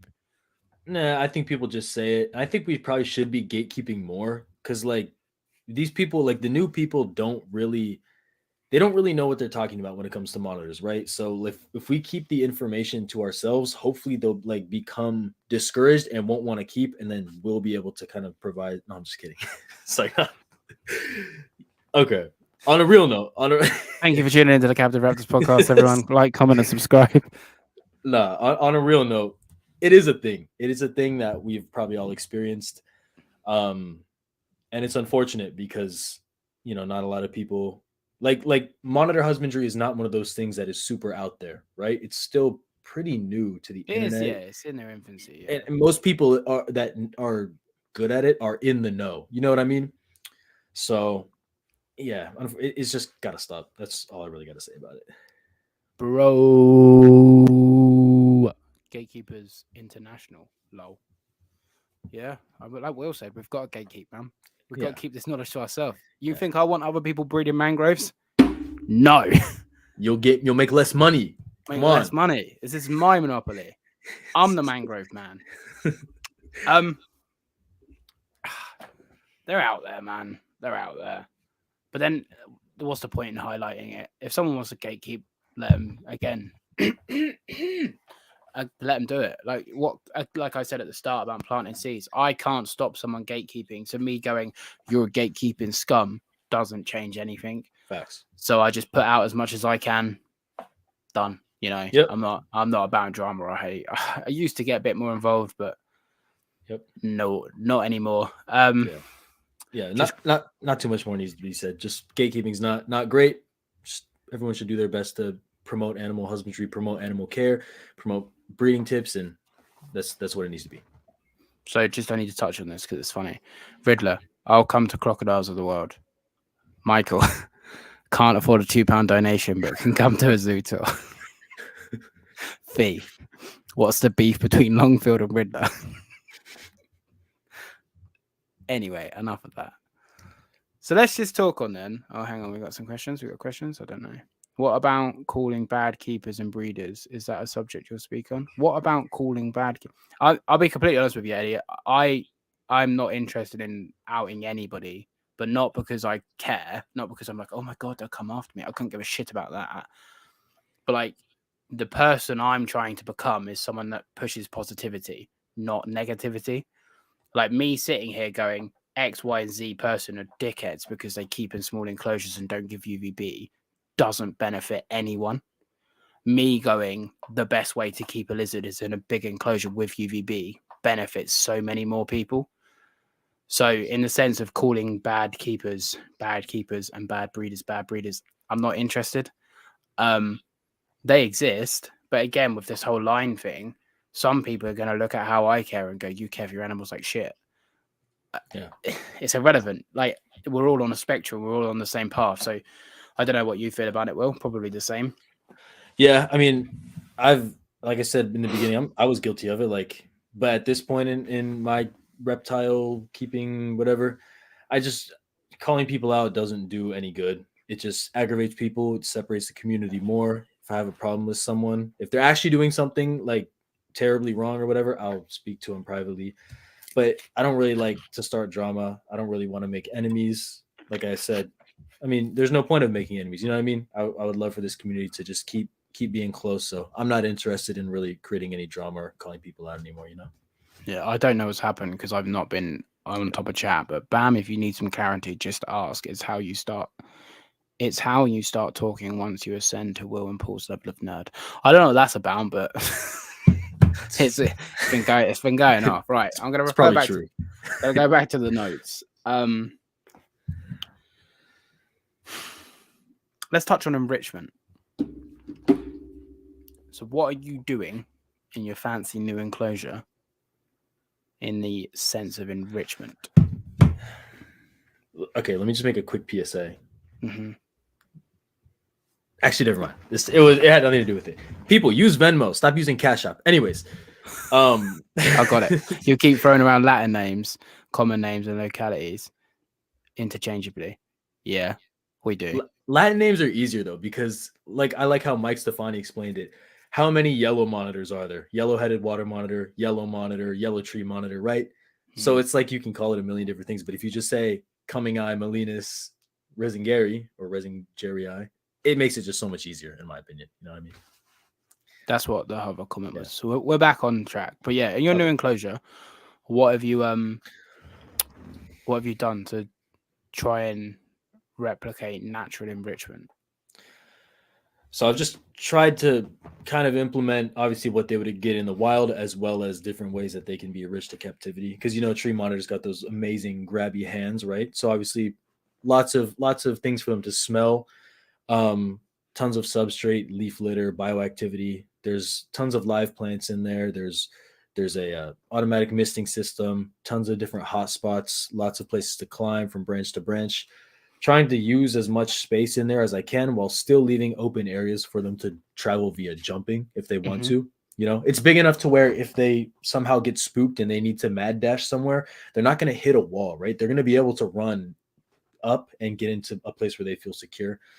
I got holes drilled in those cork barks, so when they want to hide, if they want to kind of stick their eye out and look out, or if I want to offer food into there. And I do plan on kind of putting some toys, if you want to call it, in there. Like those it's like a baby toy almost. It's like got a roly ball on it where they can kind of hit it to try and get the roach out or get the bug out and stick their hand in. Yeah. You know what I mean, right? I want to put some of those in there. Probably hide them behind the plants. Get some test tubes as well. Just put food in the test tubes. Yeah. I like that.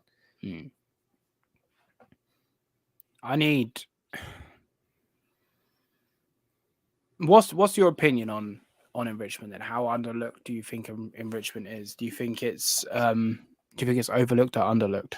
I think it's severely underlooked. I think that monitors, being as intelligent as they are, being as active as they are, require, now I wouldn't say they require so much more enrichment than other reptiles, because I think we should be giving all reptiles enrichment. You know what I mean? From ball pythons to leopard geckos to monitors and crocodiles, all that kind of stuff.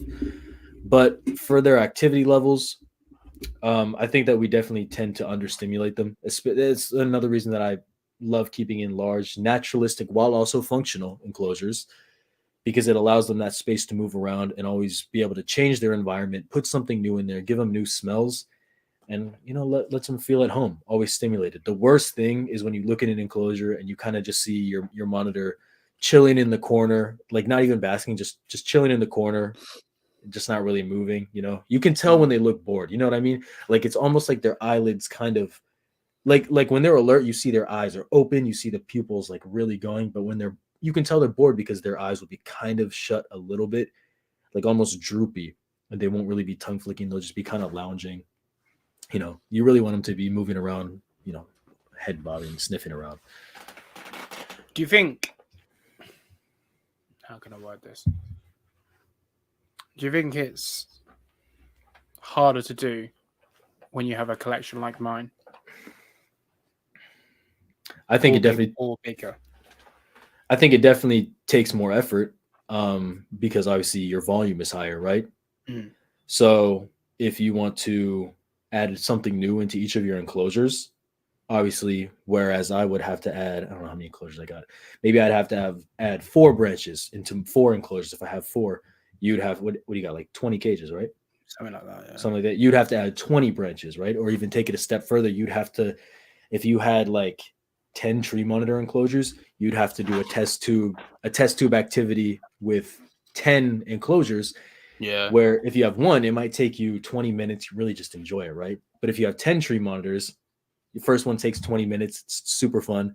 Second one takes 20 minutes. It's fun. Third one's 20 minutes. Okay, I'm kind of getting bored of this. And then by the time you're at the 10th, you're like, oh my gosh, I just want this to end. Just take the roach out of the tube type thing. You know what I mean? Would you say that setting up bioactive enclosures equates to enrichment? I think it's definitely a step in the right direction. I think it helps. But I think even if you have something in a bioactive enclosure, your animal can still get kind of bored. You know what I mean? Especially if they're destructive. So like an Argus monitor, like my Argus monitor is in bioactive, right? Tons of bugs in there. You got leaf litter and everything. But once he's kind of snooped around and explored what he can, he kind of goes back to being bored because he's so familiar with it. So doing something as simple as, UI and Riddler's big fans of what's it called? Grass. Dude, just get some grass. Pull the grass, pull the leaf, put it in your goddamn cages. Because this is how we do it. You find a nice piece of grass, like you'll just be walking aside, you'll be like, oh yeah, that looks like a jungle. That looks like a savanna. And you grab it from the bottom where the roots are, and you just wiggle it, and pull it, and then we just. You also feel like the man when you pull grass out and it comes with the roots. Oh my gosh! I'm Hercules, mate. I am God himself. Yeah. And then when it dies, you put it in your arid species, and it looks cool in both. So, win-win. Yeah. Would I say that setting up bioactive enclosure? I think live plants are a must because the problem is with fake plants, they always end up inside your lizard somehow. Yeah. Whether the bug's eating them and then your lizards get microplastics, or whether the lizard's just like the other day. Excuse me, when I was feeding my lizard a stick bug, he just ate the plant. If that was a plastic plant, then it could have been a world of trouble. I don't think the bugs make a difference to the lizard. They definitely help me in the sense of poo picking, but I don't think I don't think the bugs make a difference to the lizard. I was at Matt's yesterday, and like he's obviously got isopods in all his vivs, and I spent more time watching the isopods because he's got lots of random species and they were out and about. I was like, these are so cool. But yeah, I think it does help. I think having live wood in the sense of natural real wood, not like fake tubes and like corrugated drainage tubes and stuff. I think having natural branches and I think having natural plants is more enrichment than having tubes, but having an enclosure that's 3D where the animal can interact with it naturally, regardless of what it looks like aesthetically, is enrichment. So there are more than one way to skin a cat in that sense. All right, what else? I don't think they really care that much, like if it's a corrugated tube or a piece of cork, like in terms of just what its function is. I don't think they really care, because obviously you see reptiles in the wild will use scrap metal, they'll use trash cans, all that stuff, right? And they'll be perfectly happy. But just like the difference between corrugated tubing and cork is that the cork adds texture. It adds, I mean, if they want, they can take their claws and like rip it open and look inside, stick their tongue inside. Where if it's just a piece of tubing, it's just one dimensional. They sniff it and they're like, okay, this is a hide for me to go and feel secure. It works, but it's like, you know what I mean? It's like putting sauce on your hot dog or whatever. It's like you can eat the hot dog plain and it'll fill you up, or you can put condiments on your hot dog and it's like, oh, this is enjoyable, and it still fills you up. Yeah, for sure. That's a real question to ask yourself. Straight up props for having that thought for yourself, Paul. That's some grown-up stuff, man. So I think that was in the sense of, can I stimulate my collection? I'll be completely honest with everybody here. I've said it before, so I'll say it again. I'm at capacity. I can't have any more animals. I still want more animals, because we all do, but I think I'm going to downsize and I'm going to start upgrading. Like, I've just quick caveat for everyone that already knows, because everyone already knows, because I talk about it all the time. I believe life sends you lessons, and if you don't learn the lesson life's trying to teach you, it will keep sending you back these teachings until eventually you learn it. And I've been 1, 2, 3. This is probably my third time keeping reptiles in the sense of like trajectories. And I've always had quite a lot of animals. I've always been quite big on big enclosures, but I've never had massive enclosures. And I keep coming back to I need less animals, but in more space. And I keep coming back to it. So I'm finally going to start listening to that, and I'm going to move on some animals. Which animals, I don't know, but I am going to start moving on some animals and start upgrading more animals. I'm also not going to rush it. I'm not going to get in my head and be like, I need to sell animals now and upgrade, because I can. But for right now, my collection is more of a chore than it is a pleasure. And I'm aware of that, and I need to change it for my animals. I can't. One thing I'm not is a selfish keeper. Like, I don't. You can call me what you like, but I'm not a selfish keeper, and I want the best for my animals over anything else. So I will make the steps necessary to make that happen.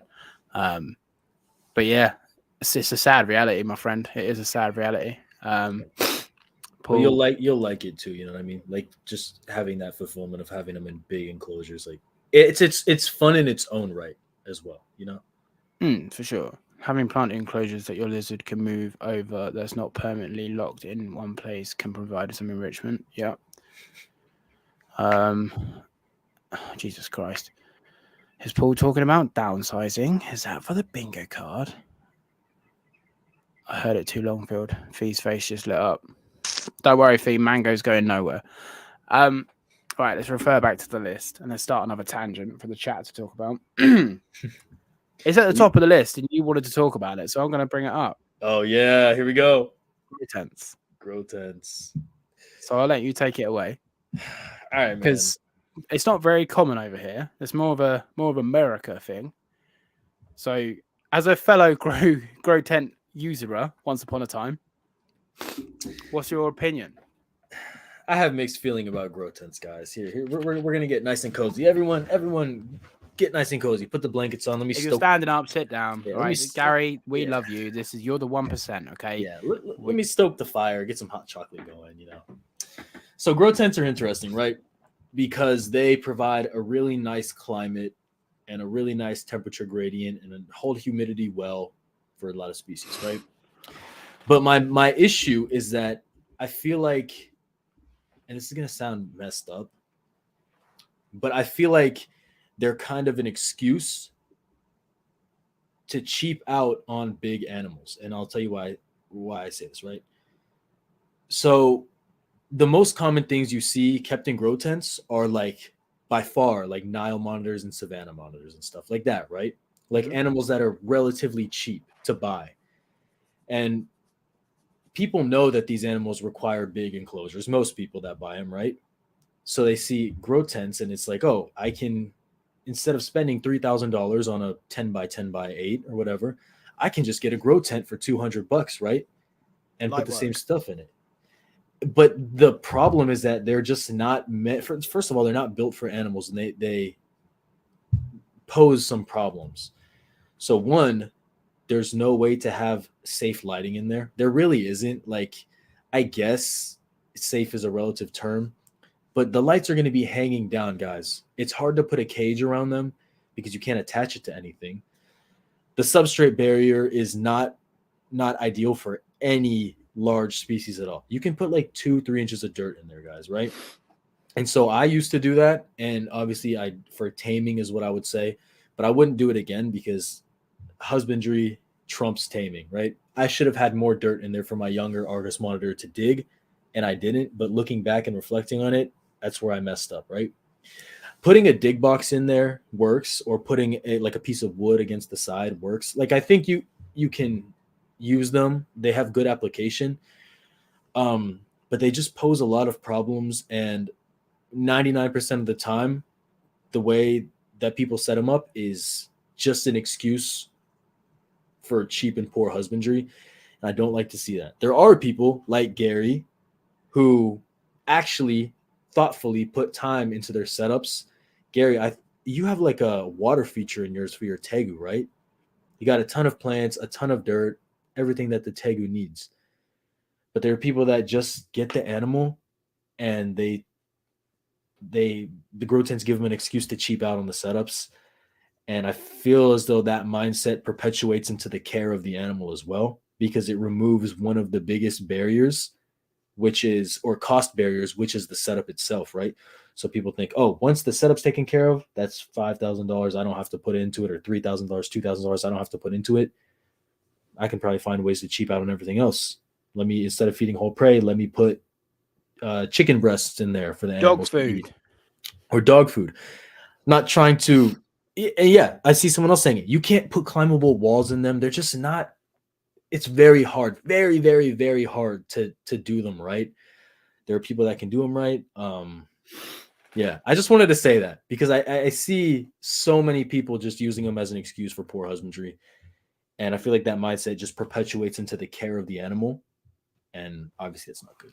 But there you go. Yes, a pond with filtration. I rhino line the inside of it, so it's core proof. My lights are hung to be safe. So, what do you think about grow tents? The comment cut out, but what do you think about the grow tents for animals that need solid barriers? For example, Chinese water and Australian water dragons. Okay, so for those things, they're smaller, right? So if you can find a way to kind of deck them out safely, I don't think that's a big issue. I think the issue with grow tents lies in when you use them for these giant species. So I think you can make a very effective Chinese water dragon habitat in a grow tent, in a big grow tent. I think you can do it. But for something like a Nile monitor, I mean, that thing's going to get 60 pounds. All it's got to do is throw its weight against the wall and the tent's going to come tumbling over. Your lights are going to tumble with it. Everything's going to shatter. Like, they're just not fit for big animals. You know what I mean? Like, you know what I mean? Like, Eddie feels attacked. His blues love dog food. I don't feed dog food to my stuff, man. I try and keep it whole prey. I don't even feed my dog food, dude. I'm extra. I make him fresh. I'm extra. I give him because it's like this my little teddy bear doesn't get your ready whatever the American standard dog food is. Yeah, nah, because like this is why I thought of it. I'm like, dude, I put so much time and care into feeding my reptiles the best. I love my reptiles, but spoiler to anyone here, I'm sorry, you guys aren't gonna like this.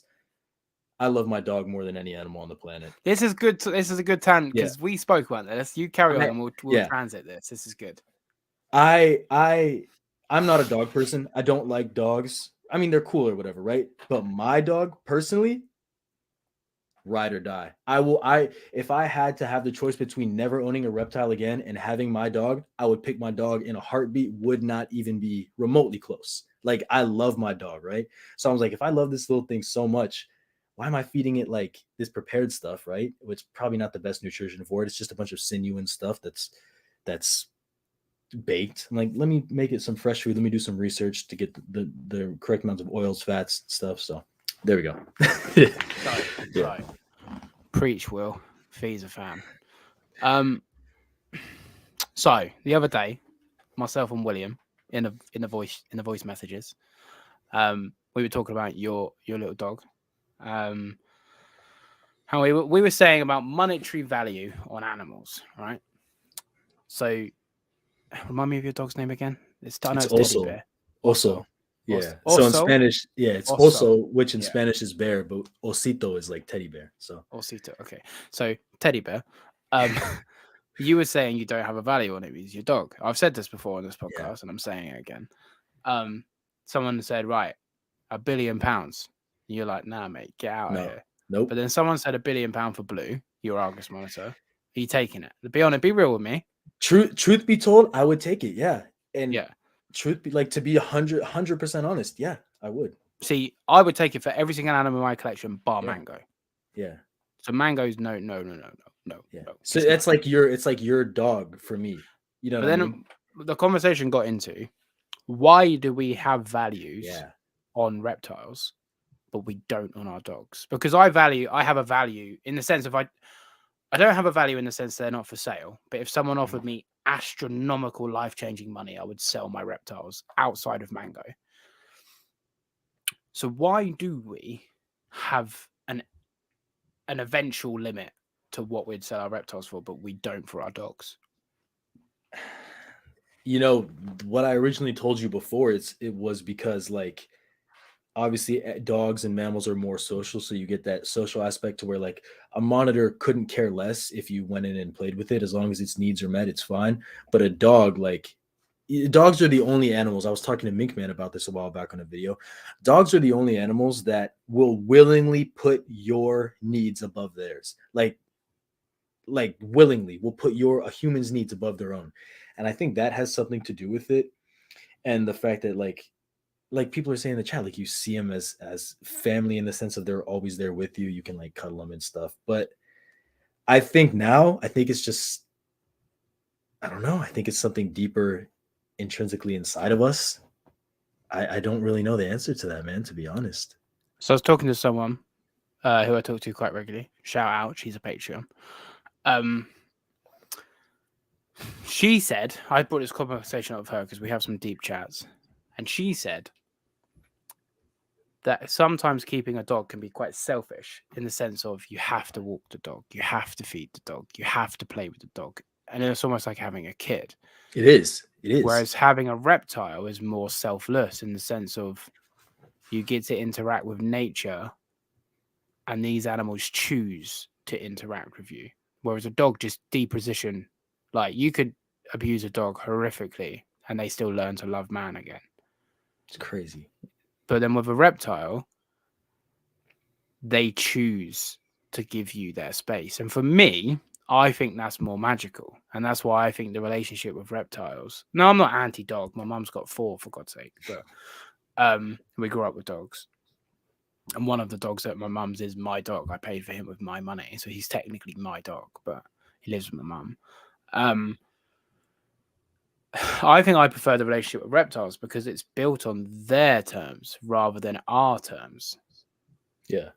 And I agree with that because I'm telling you, dude, outside of my dog, I'm not really a fan of domesticated animals because I feel like humans have imposed too much of their own wants on these animals. Like the same thing with morphs. I'm a huge wild type animal, like reptile lover. Like I love wild types of animals. I love things to be just as they are naturally. I don't like domestic animals. But then again, it comes back to like, so why do people connect this way with a dog? Why do I connect this way with this little 12-pound little ball of fur when in reality I really don't like domestic animals? I love seeing them act how they normally would in the wild. You know what I mean? It just doesn't make dogs sense. are so far removed from the wild now. So far. Yeah. But then does that make it okay? Because let's just say, I don't know when we domesticated the dog. I don't know the year. But obviously the dog was one of the first animals. Well, wolves. Wolves were one of the first animals we domesticated. So let's just say it was 50,000 years ago. I don't know how long ago it was, but let's just say it was 50,000 years ago. So in 50,000 years' time from now, who's to say that cows or pigs are intelligent? Who's to say pigs wouldn't be the equivalent of dogs are today? So when you're saying you don't agree with domesticated animals, no, I don't not agree with them. But surely it's the same. It's the same concept. It's just because we're born in an era where dogs aren't early on. Mm-hmm. So, like, if you were born 50,000 years ago and you were one of the first people domesticating a dog, but you had the same philosophies and mindset you had now, which obviously you wouldn't because times are completely different. But you'd be like, why are we kidnapping these wolves? Yeah. Why are we beating them until they do what we want? You know? Mm-hmm. It's just because we're born in a day where dogs are so like, wow. Whereas reptiles realistically have only been popular, like really popular in what, the last 50 years, 80 years? Like they've been pets, but they've only really been popular in like the last probably 30 years, 40 years. Yeah. So we're still so in our infancy. Don't get me wrong. I don't think mangrove monitors are ever going to get to the level of dogs. Because they're not like like wolves are pack animals that have a hierarchy and have a like, you know what I mean? But it's a hard conversation because I don't think you started this conversation by you don't see them as pets, you see them as art, as in reptiles. Yeah, art. Whereas obviously art has a value. It's what's the word? Oh, God's sake. Materialistic. It's a materialistic trait. And a piece of art, we value art. We put money to art. Whereas I know you don't feel that way about lizards. No. But you're explaining it in art in the sense of how you're looking at it. not how it represents. But it's almost a bad way to explain it, because I know your meaning in the sense of looking at a beautiful picture and going, wow, I know you mean that. But when I think of art, I think of money. Yeah. So then it's it's hard, isn't it?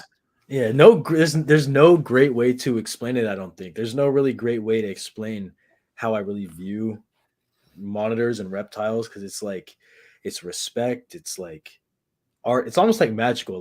Like there's not even a tree monitor in that enclosure right now. And I say, me as well as like my dad, my mom, you go down there and look at that enclosure, like while it rains even, it's like, dude, it's like a slice of the rainforest. And then to put something that incredible inside of it, like, I just can't wait, bro. I can't wait.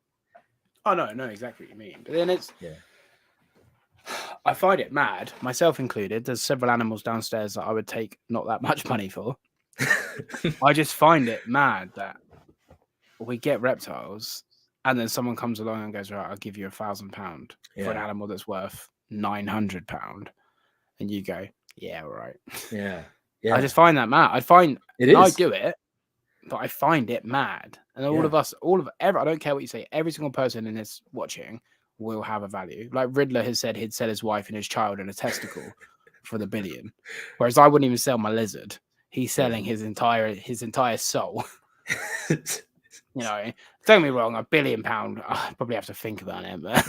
But like, as I'm saying, you got to offer me a stupid amount of money for mango. But if you said to me for my Kimberleys, for example, if you paid me the going rate for a pair, I'd probably sell them. So it's like, why do I value one animal more than another? Because they're all sentient beings, you know. And I don't have the answer. I just find it very confusing in my brain sometimes that we as a species own other species for pleasure. And then we're like, yeah, that's X value. This is X. And who decides the value of a life as well? Like, where does that even come from? I don't know. I'm with you. I'm right with you, man. Right with you. And that kind of leads into another one of our topics, huh? Where do you want to go for it? You go for it. I guess that kind of leads into like what it really means to keep an animal in a box, right? Yeah. Like, so how did this really start? Because this is a good section. Hey, put down in the comments if you guys are enjoying this podcast, man. Drop some live comments. Drop some stuff, man. Like the video, man. Because this is what he's saying is super chat. Is what he's But Paul and I, you know, as we do every day, we were talking about how did this? I remember it started with baby. Okay, so I guess you guys got some croc monitors over there in the UK, right? Yeah, we did. Yeah. And we were talking about like, how did it start? Like taking these baby crocs out of the wild, and it's like, what does it really mean to grab an animal? Because obviously, so the people collecting wild caught imports, for example, croc monitors, I completely understand that it's their livelihood to take these animals and sell them. This is how they need to feed their family. This is how they pay for things, live. So I'm not coming down on them for doing this. But it's just like, it's very interesting when you take a step back and you think about, okay, these people that are doing this, they know what these croc monitors turn into, right? They know how respected and apex predators these things are. So think about this, guys, if you will. You're in the vast jungle, right? Where these animals feel so comfortable and where they've been for years and years and years and years. You see this baby croc monitor that you know what it's going to turn into. You grab it, you take it, you shove it in a bag, and then you ship it off somewhere to be put into a box. Like, just to be put into a box. It lived in the expanse of a rainforest, right?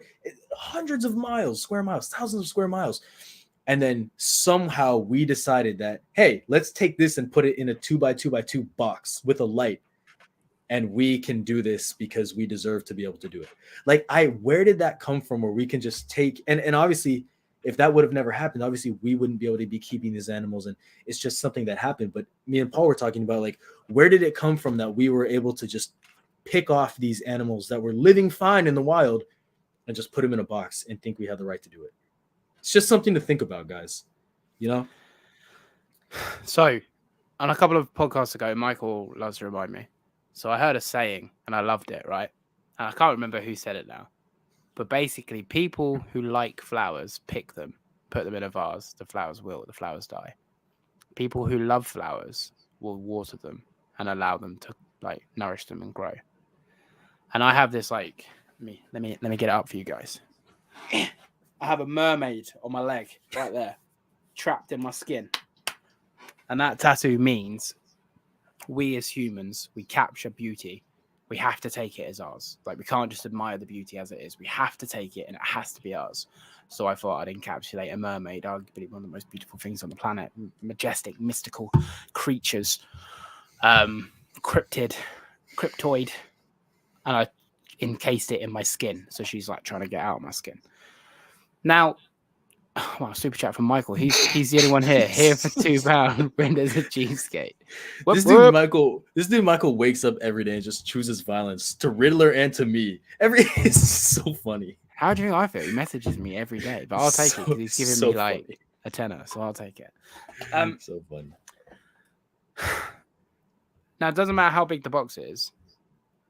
The box is still a box. Now,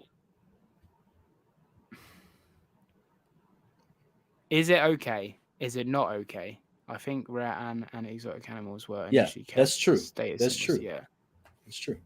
So, the croc products that came in recently, the caption that was posted by the shop was something like, Serenity Dragons, buy Bumpy some more snails. Appreciate you, my friend.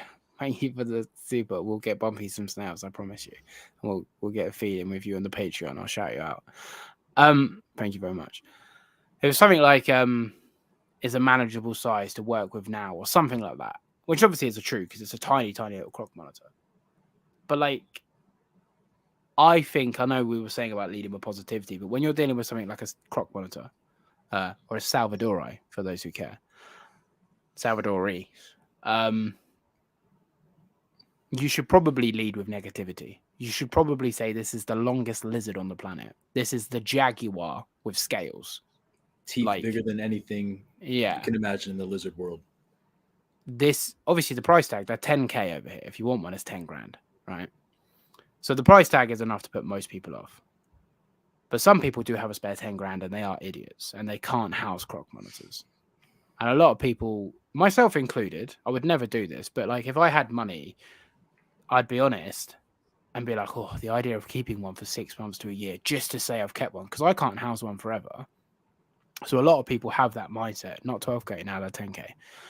A lot of people have the mindset, I could just have it for a year, then move it on, you know, which again brings us into another topic of passing animals around like fucking past a parcel. I don't know where we draw the line. Like, these animals come in wild caught, and these animals then just get passed from keeper to keeper or shop to shop. No one is acclimatizing them until they get into the hands of the keeper, me, you, whoever's buying it from the pet shop. It's not had a parasitic load test done. It's not had a quarantine period done. I don't blame shops for this because, again, they're just trying to turn a profit. Like, of course, like, we all do it. And sadly, when you own a reptile shop, you have to make money. Yeah. And reptile shops are the backbone of the hobby. Like, most people starting out go to reptile shops. I love shopping around reptile shops. So I'm not slating reptile shops. And I'm not slating importers because, again, if it wasn't for importers, I'm not getting my mangrove. So, again, where do we draw this line? But it's almost like these animals need to go somewhere for 6 months, make sure they're all good, make sure they're all healthy. I haven't even had my mangroves yet for 6 months. Like, it's a long period of time. Make sure they're good, make sure they're healthy, then they should start being rolled out. But then it costs more money, and then that increases the price of the captive. So, for example, the mangroves that came in at £300 are now going to cost £400, £500, £600 because they've been established for 6 months. No one's paying that. So people aren't willing to pay. People aren't willing to do this. Joe Oates with the super chat. I'll get to that in a second, but I'm getting on a rant. Thank you very much. People don't want to pay for people. Like, for example, my mangroves have been in captivity for 5 months now. So have every other mangrove. But they should be worth more because they've been 5 months of time, 5 months of treatment, 5 months of this, 5 months of that. But people be like, oh no, but 5 months ago they were in the pet shop for $300. I'm not paying more. Yeah. I don't know where, again, I don't know. I know what my line says, but I don't know how you feel about these animals that just get passed around. Because I see it in America as well with rarer species. They just get passed from breeder to breeder to breeder to breeder to breeder to breeder. Yeah. Is it wrong? Is it not? So hard. I know we've talked about it. I think when you get an animal that's imported, I think your duty as and it's hard because obviously the people importing them, the pet shops, they're just trying to stay afloat. Reptile shops don't make that much money as it is, guys. They don't. They really don't. So they're just trying to turn their profit. But I'll just say this: if you're the first person getting them, I guess your duty is to make sure this animal is in something the best that you can provide it, like the closest to the wild that you can. Um, they're not commodities, you know what I mean? You just took this animal out of the only place it's ever known. So to put it in something far less than that, obviously we're never going to be able to touch the wild in terms of our level of keeping. We're just not going to do it. Can't do it. But I think it's our duty to get as close as we can and to never stop trying to improve upon that. Because the day you say this is good enough is the day you're failing as a keeper. The day you say I'm okay with this is the day that you got to reevaluate if you should even have the animal, man. In terms of passing from breeder to breeder, I think it's hard because they sort of have to if you want to breed them. Things change in life. You know what I mean? Sometimes freak accidents might happen. Someone might get really sick in your family, and you're like, well, I had this plan to keep this animal for 10 years or for 20 years or whatever, and something just changed in my life that's more important than the lizard. Obviously, if someone in your family gets sick, it's more important than keeping the lizard. And you need to move it to someone else. But I would say your responsibility at that point is not just to move it to anyone, even if you might be in a dire situation. You got to move it to someone who can provide equal or better care. You know what I mean? Yeah. It's a fine line.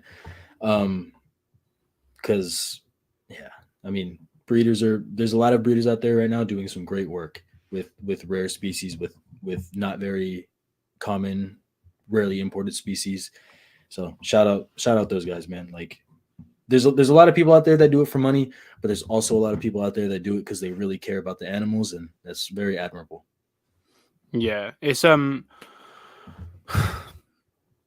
before I get into another round, thank you, Joe. Paul, I feel like I owe you for housing you all week with the questions. By the way, I got that 15 watt. So I've ordered the 36 watt because I'm a mental person, as well as 2 100 watt floods, so we can compare. But you're welcome. You didn't have to pay me for my time, but I greatly appreciate you for doing so.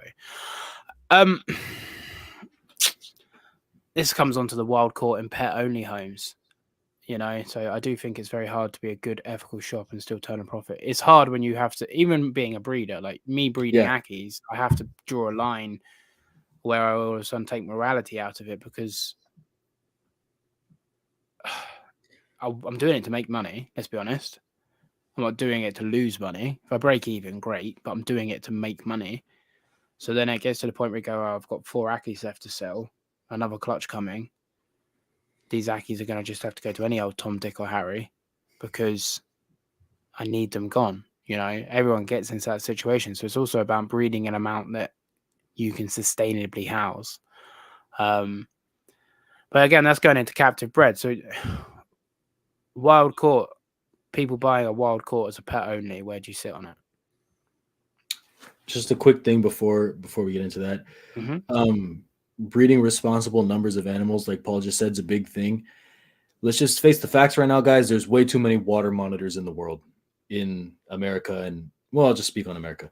There's way too many water monitors, guys. A lot of people breed water monitors. They're breeding, 100 a year. There is not that many qualified homes for a potentially 8-foot lizard. There's not. There's really not. So part of your responsibility as a breeder, not only to make sure they go to good homes, that you breed an amount that you don't have to get into that situation to where they have to go to bad homes. Because in my opinion, that's just as bad. You know what I mean? Like, Yeah, I'm sure you feel the same way. Like there is no reason. And I say this because and a lot of these guys that breed water monitors, man, they're great guys. They are great guys. And they do it in very ethical and proper and giant enclosures. And it's fun. It's their hobby. I understand that. But there's not enough people to take on all these giant lizards, guys. There's not enough people. There is not enough people. Like, you got to have a lot of room. Yeah. You got to basically have to be able to give up a room. But anyways, what was the question? I'll get back to it. Gary said, Nice to meet you. My name is Tom, Dick, and Harry because he wants my Ackies. Very well played. Very, very well played, Gary. Also, as well, I thought this was very funny. Back shortly, got to go and turn my animals to bed. You don't tell them a racket doesn't have life.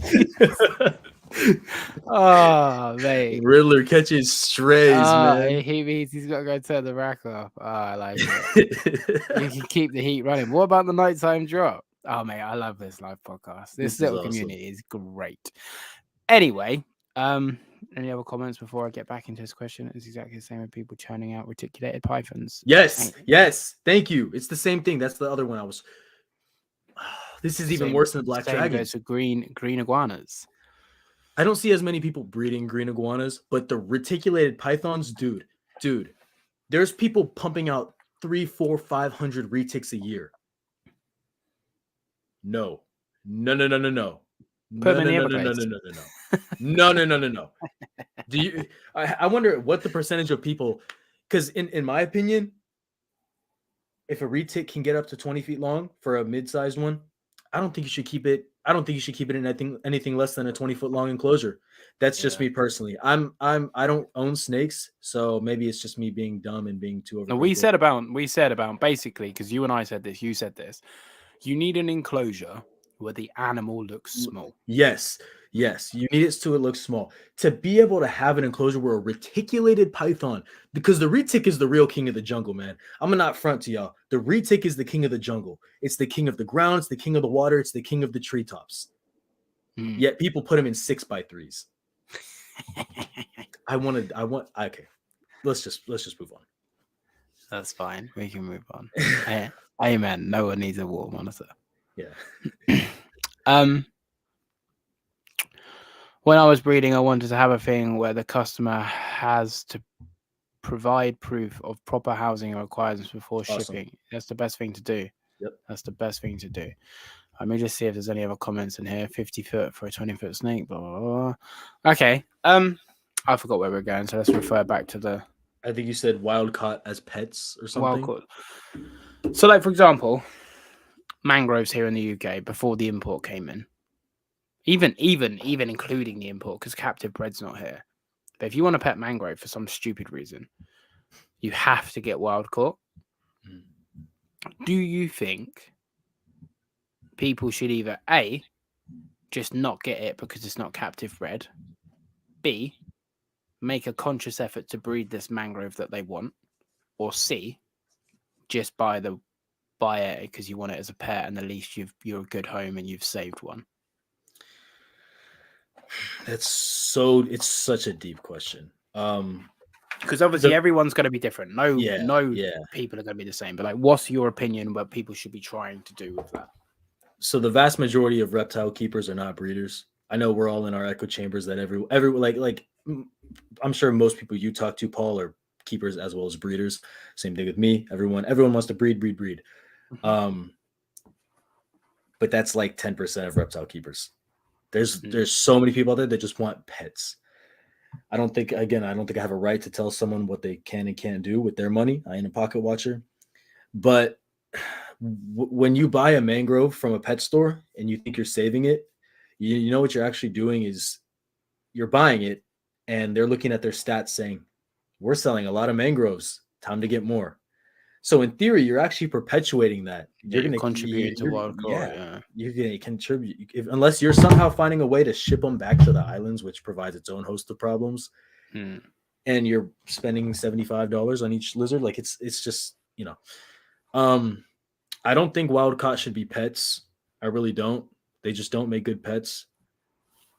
If that's all that's available, and this is where it gets very tricky. If it's all that's available,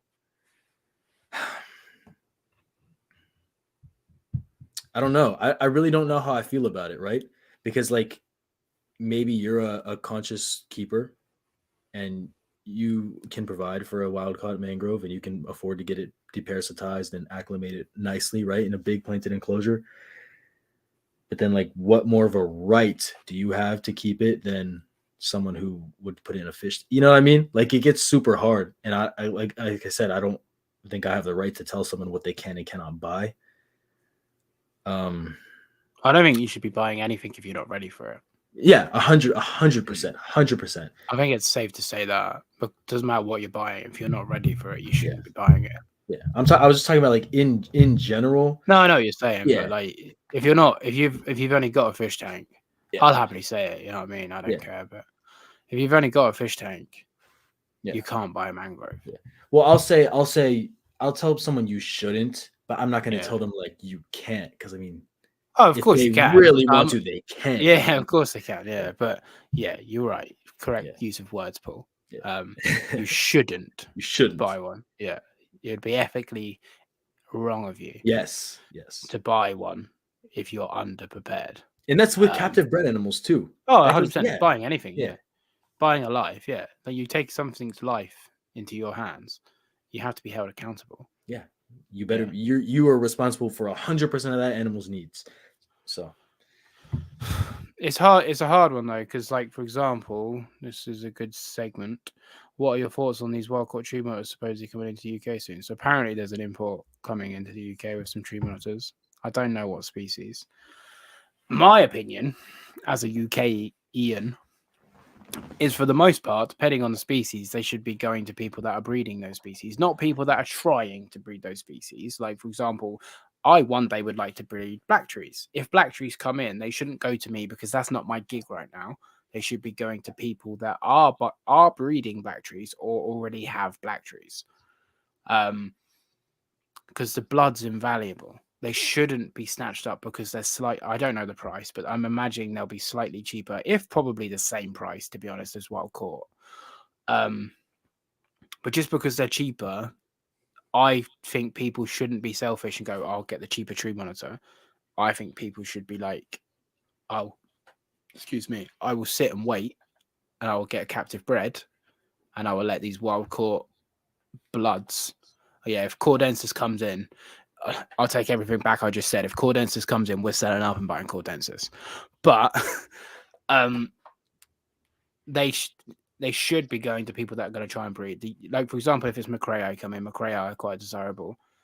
Or I really want a blue tree. They're £500 cheaper than captive bred. Support the captive bred. Buy the captive bred. Let the wild caught go to people that are actually going to breed it. Yeah.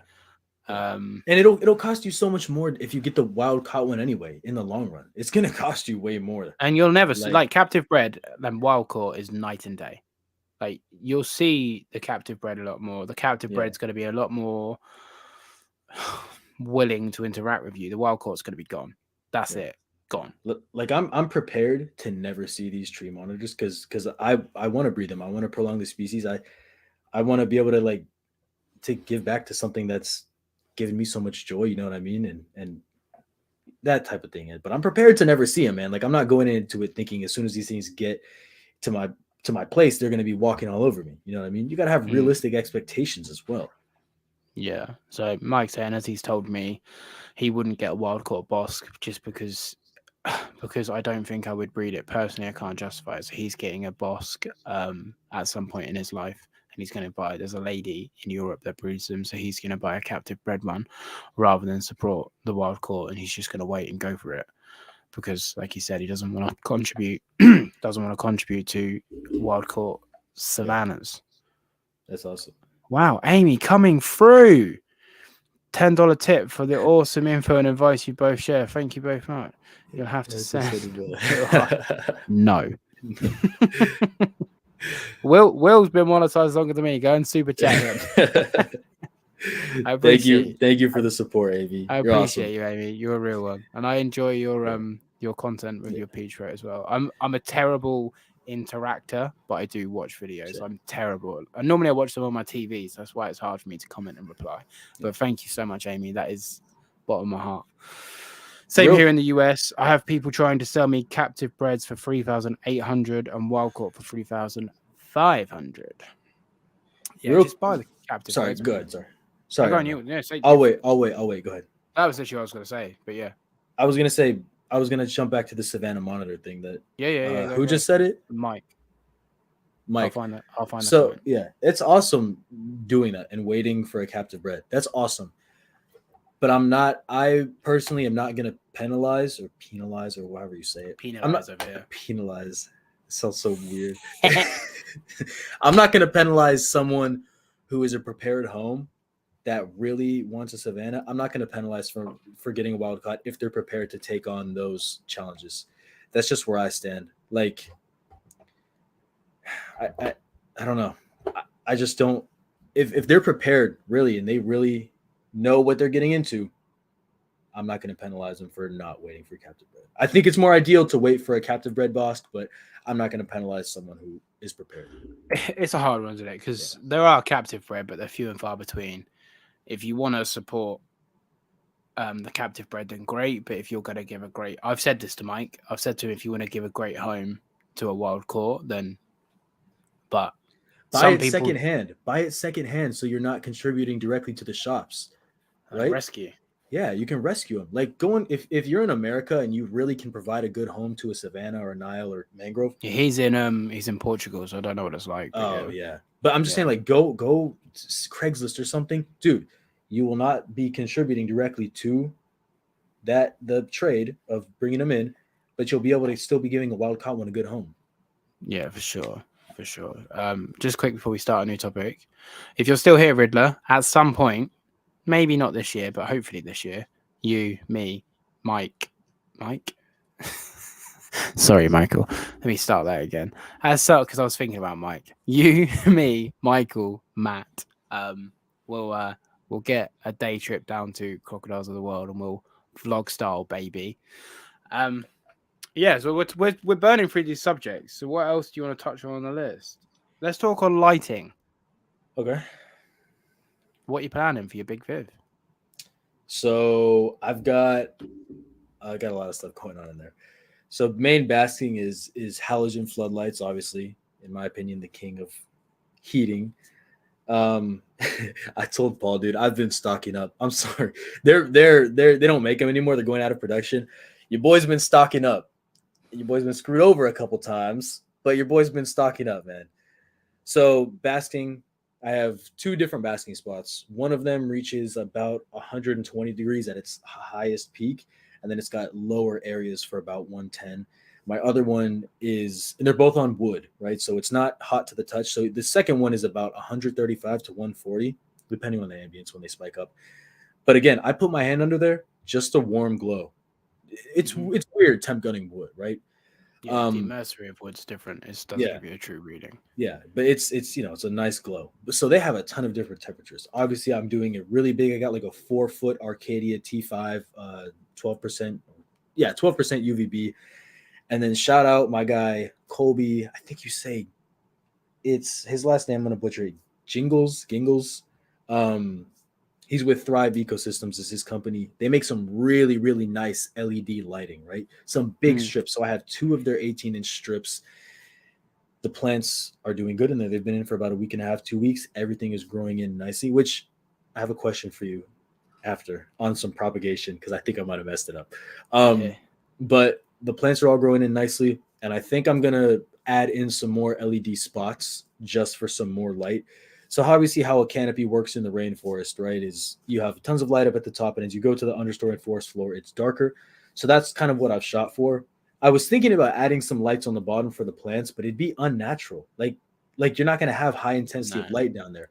The amount of light that reaches the floor of the enclosure is still good enough. Yeah, the plants will compete for it. They'll grow up towards They'll grow up. So I'm liking what I'm liking what I have right now. Might just add 1 or 2 more LED spots. I got the equipment downstairs, so. I know you were saying Corey from Toothless Reptiles was crazy into lighting. Yeah. Have you got anyone in the States that's like big into lighting, like pushing lighting, or not really? I'm sure there are people. I'm just saying, do you have anyone, like, because I know you come to me for a lot of lighting stuff. Yeah. But is there anyone in the States that's doing lighting, or not really? Well, it's no secret that Europe is much more advanced in lighting than America. No secret at all. So, I'm not asking you to go. No one's doing it. I'm just saying. Do you? No, I'm trying to think. I know none of. I don't know how to put this. You know what I mean? I don't know how to put this. There are definitely people out there that are switching over to a more of a focused aspect on lighting and people who are really starting to learn the importance of it. A lot of people have had a lot of success while using minimal lighting. And so that's kind of what they've had success with. So in their mind, there's not really a reason to change because, you know, they're getting results. Again, I'm not going to just take that and disregard the rest of their information, right? Because obviously they're doing great things. Corey, he doesn't keep reptiles anymore. Shout out Corey AMR from Toothless Reptiles, but he would use a lot of different lighting. I told Paul he would actually, instead of using reptile UVB, I talked to him, he would use hospital grade UV. And it was these big bulbs. It was like this for his croc monitors and stuff. Very, very strong UV. He would use strips and stuff as well, but I've been doing some more research into that, and I want to do even more because I want to end up talking about it on a video. Nothing crazy, but just kind of what I found. And obviously, Paul and I are going to shoot it back and forth, always just trying to improve. But I guess that was a long-winded way of explaining. We're getting better. We're getting better, but at the moment, it's not the best. So my question is, and this isn't to like, I like to joke and big myself up, but this isn't to big myself up. It's hard because obviously we've been speaking for so long. But if we'd never started speaking, do you think you would have done it differently? Like lighting wise, or do you think you would have done it the same? Dude, Paul, you've been such a big influence in my keeping.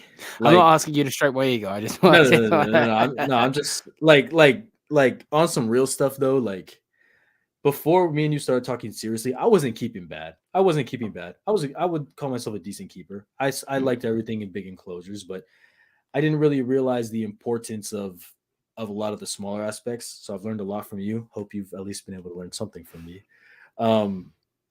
But I think I would have got there eventually just because the way my mind works, just from an aspect of like what these animals deserve and how much I love them. I think I would have got there eventually. But I think, you know, you and I being able to talk and how this relationship definitely boosted it way faster and allowed me to learn and keep learning much more. So since implementing like LED lights and stuff, because you put an LED spot in your Pilbara, didn't you, or did you not? If I'm remembering right. I have 4 in there. Yeah, okay. But that's since speaking to me, isn't it? Yeah.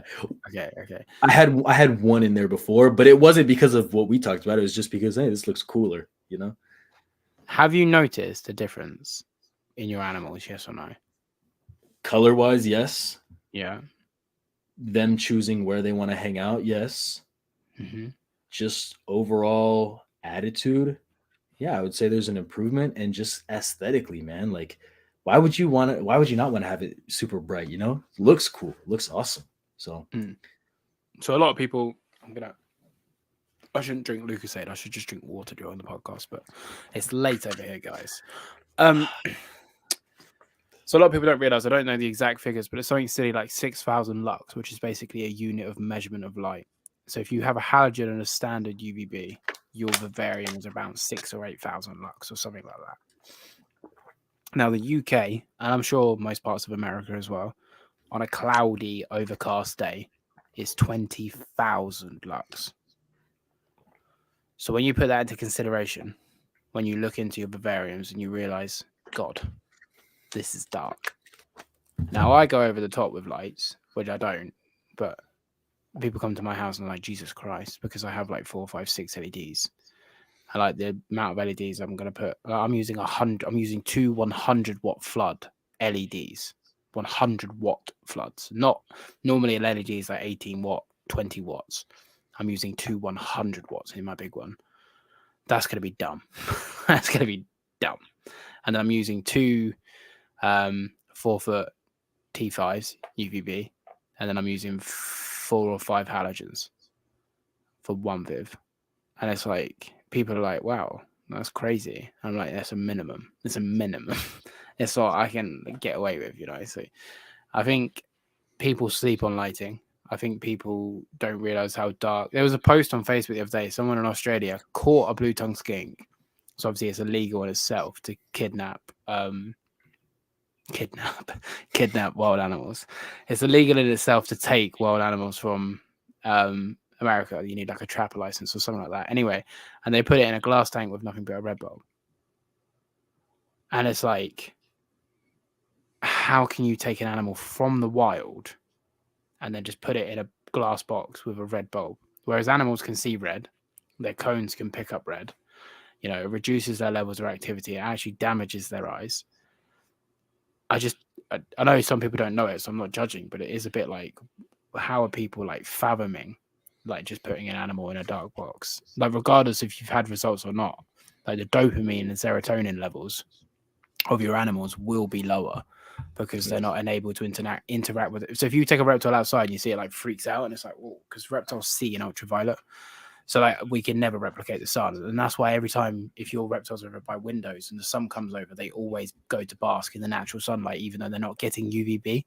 They're seeing the visual light, because obviously UVB doesn't penetrate glass. So they're not getting UVB from the natural sun whilst in their vivaria, but they're getting the natural light, and they just are ingrained. It's an innate behavior to go towards that light. So for me, as you can probably tell, lighting is incredibly important, and I think a lot of people sleep on it. Yeah. So it's definitely something that we're all still learning more about, and obviously it's going to continue to make advances.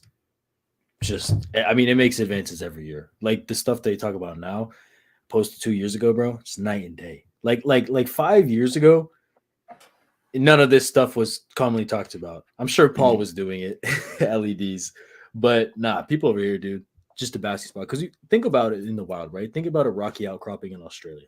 Let's take some Kimberley rock monitors, for example. It's not natural to have an area this big that's different temperature than the rest, right? I mean, in some instances, maybe if the sun is shining through some lights. But if you have a big rocky outcropping, the entirety of that long rock section is warm. It's hot. You know what I mean? It's just so much we got to think about. That's for sure. It's microclimates as well, but yes, Reese, 100-watt floods. The heat, I heat a 6x2x3 with a hotspot of 50 degrees, 300 watts total. So for me, the 100-watt floods aren't for heating; they're for ambient lighting. I'll be using about 200 watts to heat the Viv. The 100-watt floods will generate heat, but they won't generate radiation. So the 100-watt floods won't heat anything because there's no radiation. They'll generate radiant heat because obviously light creates energy, and energy is heat, can convert into heat, but it won't heat the Viv. And I'd be curious to know how bright your Viv is, but also my Viv is over double the size of that. So it's like comparing apples and oranges, they're different. But I'd be interested to see how bright the Viv is, because my Vivs have no dark spots outside of areas that I've created myself.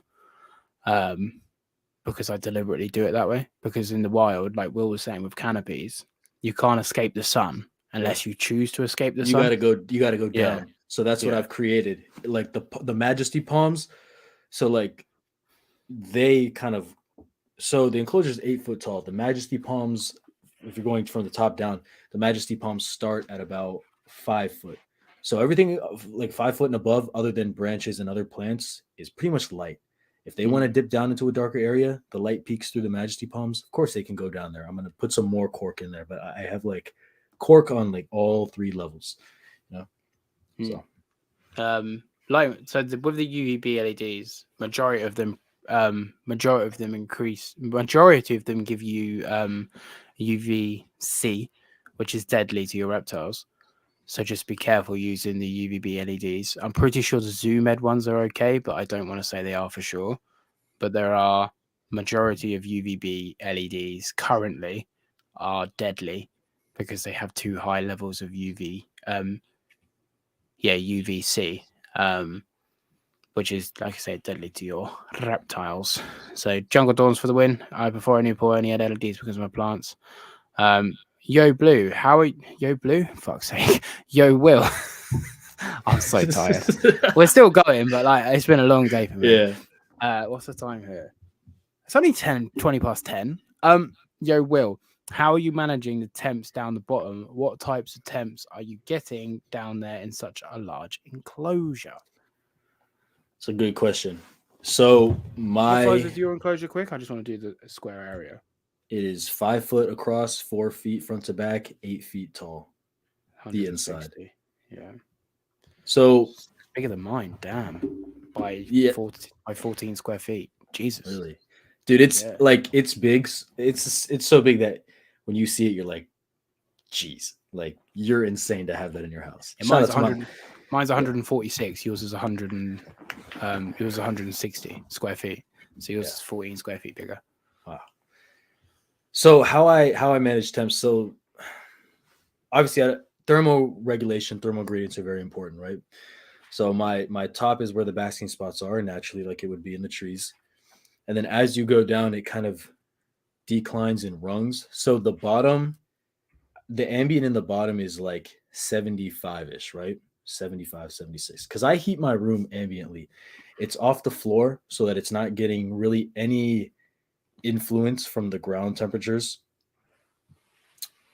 I'm considering actually putting one of those big cane heat mats on the side of it, just in case for whatever reason they want some heat while they're on the ground. But the way that it's set up really makes it almost like a natural like rainforest, the way the temps work in the rainforest. Because obviously on the floor of a jungle, it's going to be cooler because you're not getting as much sunlight down there, right? The humidity, all the leaf litter kind of traps that climate there. If I was to make the whole thing super hot, well, they'd have nowhere to get into the colder areas. You know what I mean? And I I feel think like most people keep reptiles overheated anyway. yeah, like you and I were both talking about that. So many people keep them way too hot. I was guilty of that with my Pilbaras. I was keeping them super hot. I was keeping them coolest was 85. Coolest, bro, was 85. Mad. Yeah, it was dumb. It's dumb. I bumped it down to basically be able to so they could get into the high 60s if they wanted, like 68, 69, but most of the I bet ambients they were so much more active as well. yeah, most of the ambients were hanging around the high 70s, dude. So active. So active. It's And all about choice, microclimate. Yeah. And that way, if you have temperatures that fluctuate, so right, so I keep bottom of my big tree monitor enclosure is what, like mid 70s, right? The top is whatever, probably like high 80s at the very top, and then they got their hot spots because it's so big that the top heat is not, it's not a big deal. It's not a big issue, I guess. So like sometimes if you don't have proper ventilation at the top, all your lights up there will create a massive hot zone for like 120 degrees. Obviously, it's not ideal. Plus with plants. So yeah, like he said, the room heating itself, because it's in a garage, it's an insulated garage. Even in the winter, I can keep it 74, 75, 76 if I really want to. So I have control. If it gets too hot, the bottom is still cool because of all the deep substrate that it won't overheat. So I don't want to make the bottom too hot. You know what I mean? Because it's necessary for them to thermoregulate. Mm-hmm. Yeah. Yeah, I was saying, I forgot what the temperature, what it was. I was saying my room today, because today's the hottest day we've had thus far. So in my room today, ambient in my room was 95 degrees for you Americans. Crazy. And 35 degrees for us English. But my Vivs was still like, let me get the calculator back up. My Vivs still had like a cool spot of like low to mid 80s because the way that I've set them up. So don't get me wrong, my room wasn't 95 degrees all day. It was 95 degrees for like 3 or 4 hours on like the peak of the day. And I need to buy an air conditioning unit, which makes me very sad. But my Vivs where I've got the deep soil and I've got microclimates and I've got areas that are completely shaded, they're obviously the Vivs act in their own way as an insulation.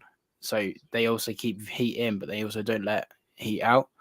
So they keep, don't get me wrong, as the summer really rolls in, the room's going to be hotter for longer, and that's when I have to worry. But for the minute, it's not too bad. But I will have to buy an air conditioning unit just to combat it on the hot days.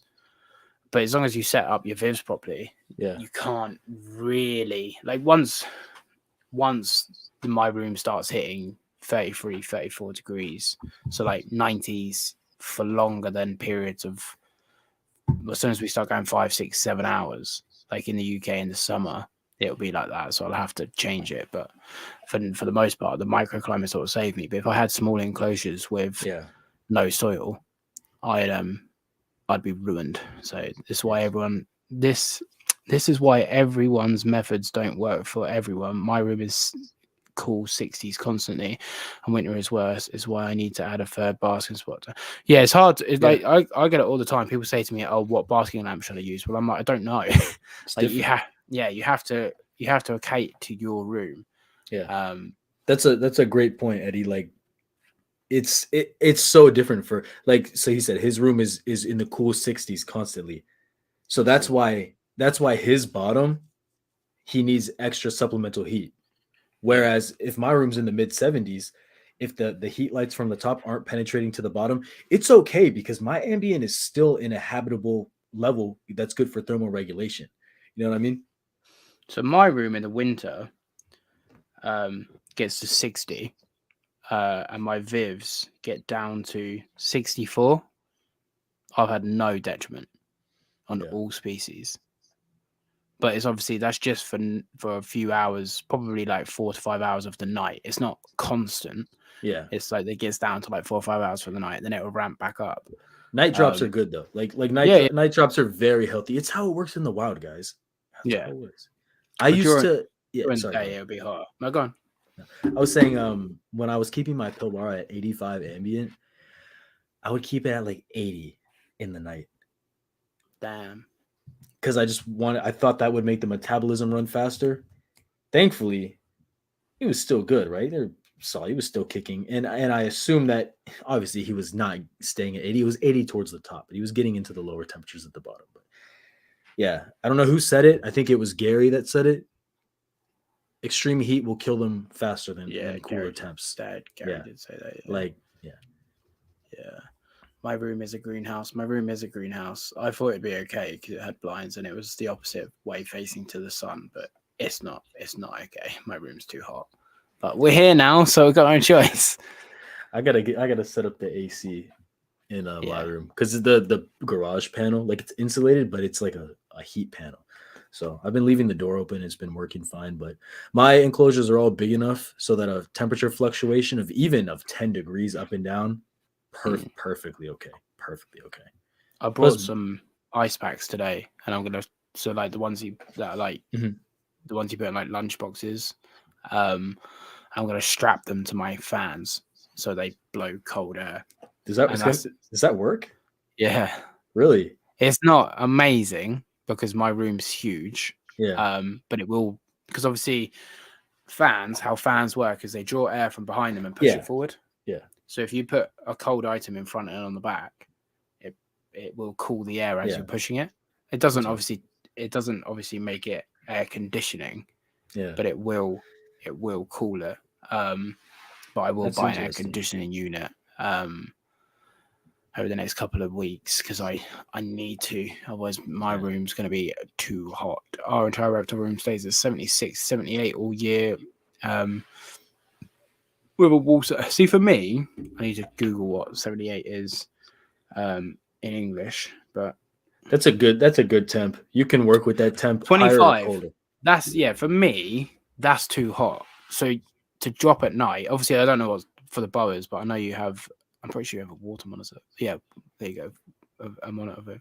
But for me, 25 degrees or 78 degrees for a nighttime temp, it's too hot. Is it nighttime too, or is it all year? Yeah, so for me, I want to get them cold in the winter. Yeah. Obviously, it's hard because animals on the equator experience very little to no temperature fluctuations. They will in their microclimates because where they take the weather isn't true to indicative rainforests. But like a nighttime drop for me personally is healthy. But it's hard because how do you cool your room? Some people like literally open their windows and stuff. But then this is why it's important to keep species with similar niches and similar care. Because if you've got one animal that needs a drop, but one animal that needs it at 78, you're sort of screwed. Because then you got to heat the animal at 78, and that's why it becomes all a bit bit messed up. So it's important to plan your animals, plan your room around the animals. Yeah. So was it hot there? It was only 28. Yeah, but you're in Portugal. Portugal's hot. Here in the UK, it was 26 today, I think. But yeah, this year will be our first attempt of a winter drop. We have a big window there. See, literally what I said. So get a swamp cooler. It helps with humidity. AC will dry your air out. Yeah, I know AC will dry my air out, but I need to do something. Because my room's so big, I'm not worried about it too much. And it'll only be for a couple of months of the year. And my Vivs will be sprayed twice daily, so I don't care how dry my room is. The Vivs will stay humid. Plus the deep substrate, man. Deep substrate's the name of the game, man. Yeah. Like if you have a big volume of substrate, it could be 100 degrees in the ambient, but it's like compact, like it's like a ice pack, honestly. Like your animals can dig down there and make a burrow, nice and cool in there. Yeah, and that's what they seek out for refuge in the wild. Portugal's the same as us. Really? I thought Portugal was hotter. Okay, well, we'll sort of digressed again. So is there a topic you want to bring up? Do you have anything more on the list? So on the list was grow tents, tick. Lighting, tick. Okay. Housing, tick. Yeah. Wild caught, tick. Enrichment, tick. Gatekeeping, tick. That's all I've got on the list. Yeah, I think that's pretty much all, man. Is there anything else you want to touch on? Doesn't have to be to do with stuff. It can just be anything. Yeah. Do the viewers have anything else that we've mentioned that they want to touch on, or you guys want us to talk on anything? Any questions? Any questions? We don't mind if it's controversial or not, because we're on no real time frame, but it's getting later here in the UK, so I'm not going to be on forever. Even though and Michael did a 4-hour podcast and went off at midnight, but if you put it in a super chat, it might be easier to see. Just saying, guys. If you put it in a super chat, then I'll read it out. Yeah. But yeah, now you've let the cat out of the bag. What's the plan for your new species? How's that gonna go? Oh, yeah, man. Blue trees, baby. Been a long time dream. So I first thing is I got to get the glass door on. That's the main thing, man. Why do you like the color blue so much, Will? Man, it's been my favorite color since I was young. I like blue, black, and purple. But in nature, dude, it's the rarest color in nature. It's so weird. Like the fact that these animals survive in nature. Like let's think about William's eye, the electric blue day geckos. They stand out. Blue tree monitors stand out. Do you not think that's like I forget the term, but like other animals could be like, oh, it's aposematic coloring. Yeah, so they think it's venomous. Yeah, I mean, I understand that, but why do the Williams eye have it? But that's evolutionary trait because I don't know where they're from, but maybe there's another blue animal that's poisonous. Yeah. Yeah, that could be it. But it's just like I don't know how that would have came to be. The same way that emerald tree burrows and green tree pythons are exactly the same, but live in different parts of the world. Yeah, but nature's crazy. Yeah, I don't know.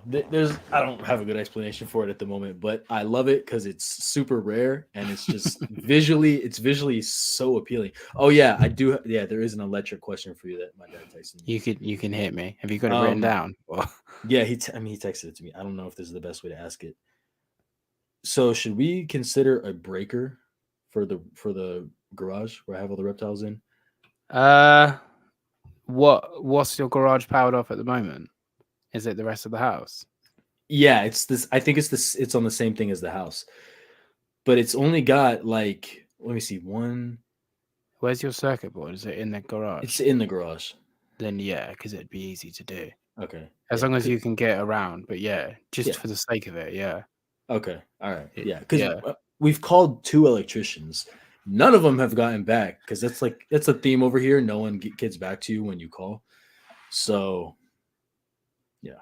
It's the same as over here, to be fair. I need to get back to like 6 people. Yeah. So, if you can, which you sounds like you should, then yeah. Yeah. I don't have a lot of high wattage stuff, but it's a decent quantity and I feel like it'll build up. For the sake of doing it, I would just do it. Yeah. It won't cost much if you're having outlet added, aren't you? Yes. Yeah, Yes. if you're having them added, it won't cost much more to take it back to the fuse board, so to the circuit board. So yeah, I don't even like blue that much, but blue reptiles are. Yeah. Blue animals are rad. Bright color in nature usually means don't eat me, I'll kill you. Look at blue ring octopus, deadly. Did you see that video of the lady that was holding the blue ring octopus and like Yeah, playing and with she it? didn't know what it was. Yeah. Yeah. Crazy. Yeah. I think 20 amp breaker for wheels. Yeah, that'd be fine. That'd be fine. All right. I know that I know America, you're only 120 volts, aren't you? Dude, I don't know. I don't know. Sorry for the 24 people listening. We get electrical boring, but drop your comments now because yeah, we'll keep this going. But let me just do some electrical maths because I'm assuming it'll be the same. I don't want to speak on it and then not be right. You know what I mean? Say 120 times. Yeah, that'll give you 2,400 watts of power. That will allow you to have 2,400 watts. It'd be more with diversity, but I know America's slightly different to us in the UK. But yeah, 20 amps would be fine. Be fine. Okay. Yeah. Right. Yeah, and if there's anything else you want to, any other topics or subjects or any questions for me or any themes you want to touch on? I think we basically covered everything. I mean, this is all the stuff we were talking about the last couple like days and stuff, right? That we wanted to bring up.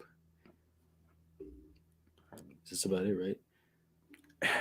It could be a color trait in where they are invisible to other animals in the old due to the light spectrum. It could be a color trait in where they are invisible to other animals in the old. I think he means in the wild. In the wild. In the wild. Okay, yeah, cool. Due to that threw me off. Due to the light spectrum and their blue color. If you look at tigers in the spectrum of deers can't see. I thought tigers were more striped because they hide in the grass and the grass breaks up their outline. I thought that's how it worked, but maybe I'm wrong. I don't know if deers can or can't see orange. I don't know. Neither do I, to be honest. I mean, if that's the case, it's probably a fair shout. Yeah. How much ventilation / airflow do you have in your enclosure? Is that for both of us? But for this enclosure, I'm going to add a fan or two. Okay. What are you doing? So in an attempt to keep humidity and airflow in the same thing, I mean, it's a big enclosure, so it's going to keep humidity because it's substrate. I'm thinking about adding a fan. I have a little air exchange on the Pilbarensis enclosure. So I might actually consider just throwing one on the McRae just for why not. But I have a vent near the front, like in the front top, and then I have one near the bottom as well. So I think that should do fine. Of course, I can make changes if need be, depending on. But that's why you set up the enclosure first, right? You have to have it circulate, so you either have to have one at the top or one at the bottom, so the air does this. Yeah, that's what I got going. If you have a fan, it can push it around. Apparently, tigers appear green with black stripes for their prey. Huh. So it's basically the color of the background. Wow. Who knew? Learning stuff here on Paul's Monitors. If something like a deer sees orange as green or the other way around, so the tiger completely blends into the grass. Wow. But then you're saying about like how does nature know that? Like how does nature know, right? Tigers need to be orange because then deers can't see them. I think about this sort of stuff all the time, and it generally blows my mind. I think also like you mentioned about the green tree pythons and emerald tree grow is convergent of. I think it's convergent. Yeah, it's convergent evolution. Yeah, it's crazy stuff, man. I mean, it's crazy stuff. Breaks up the outline, same as zebras. Nature's mental, man. Nature doesn't. No, it is kind of crazy how things just because every single animal has like an ecological niche where it fills. Outside of humans, we just destroy. And I'm interested to see like what was the one video on? It was like some fish, even in the last 50 years, has like tripled in size. So like in that small of a time frame, it's changed that much. We'll see, man. Like we'll see what happens in the future, especially with everyone doing their crossbreeding and bringing things back from the dead. Like you see, they're bringing the woolly mammoths and stuff back from the dead. Yeah. So this is an insight for everybody. There's a filter on TikTok at the minute showing what color cats see the world.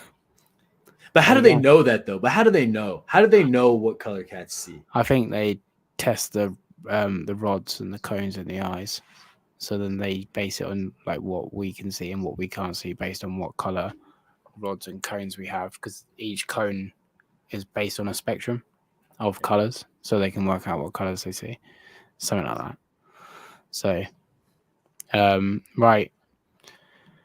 Okay, well, we're going to start wrapping up, everybody, if there's no other questions, because we haven't really, I don't really think there's much else. We could talk and talk and talk, but I don't want to just ramble for the sake of rambling. I gotta go eat, man. I'm starving. So yeah, we're gonna wrap up. So if there's any final questions, drop them in. But we have the 2 wrap-up questions at the end of the podcast, and then we're gonna wrap up. We're only 20 minutes from the 3-hour mark, so we might eventually just ramble to 3 hours. But anyway, probably. So the first wrap-up question is, what's the one piece of advice you'd give someone starting the reptile hobby? Man, just one piece, huh? Just one piece. That's it.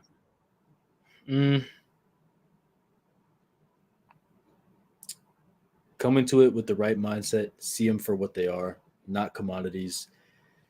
Once you kind of realize what the essence of reptile keeping is, once you realize what you're actually doing, like the action of putting an animal in an enclosure, you begin to have so much more respect and so much more. It changes your mindset. You know what I mean? And so that kind of carries you through your journey. You know what I mean? I forgot. I missed this question. Sorry, Dan. Adult parent blue cheese. Yeah, man, that's the plan. That is the plan. Obviously, I gotta have 2 enclosures. Always gotta have a little vacation enclosure, a little Airbnb, as we like to call it. Airbnb to get away from the wife. Yeah, you know how it is. Any thoughts on how much information has changed in regards to Savannah monitor care, OSC monitor care? That one's for you, man. I'm not too versed in Xanthematicus. I know my stuff, but obviously you keep them. So I used to keep one years ago, many moons ago. I keep one now.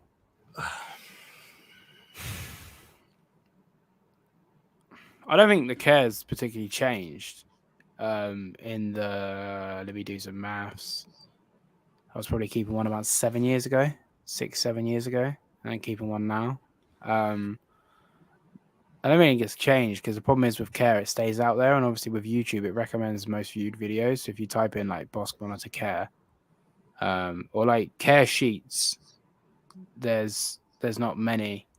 I think people, as in the sense of keepers, as in like myself or Will or social media, ravishing. Yo, what's good, my boy? I think keepers are more open to talk. I think a lot of people as well, like in this day and age with like woke culture, I think a lot of people are very quick to jump on a high horse, whereas say 7-8 years ago, at least for me, it was probably more like everyone kept themselves to themselves. Now everyone has an opinion on something, myself included. So I think people are more willing to voice their opinions. But for the most part, there's not great care out there. Can I ask, what do you think about this? I've seen this come up with people that actually breed Savannah monitors. So there's this thing saying in captivity. So I'm not saying this is right or wrong, right? I ain't saying that. I think I know what you're going to say. You're going to say feeding rats. Yeah, you know what I'm going to say. So in the wild, their diet is 99% invertebrates: snails, scorpions, centipedes, millipedes, crickets. It's what they're meant. Locusts. It's what they're meant to eat, guys. Their head shape, everything. Crushing snails, annoying millipedes.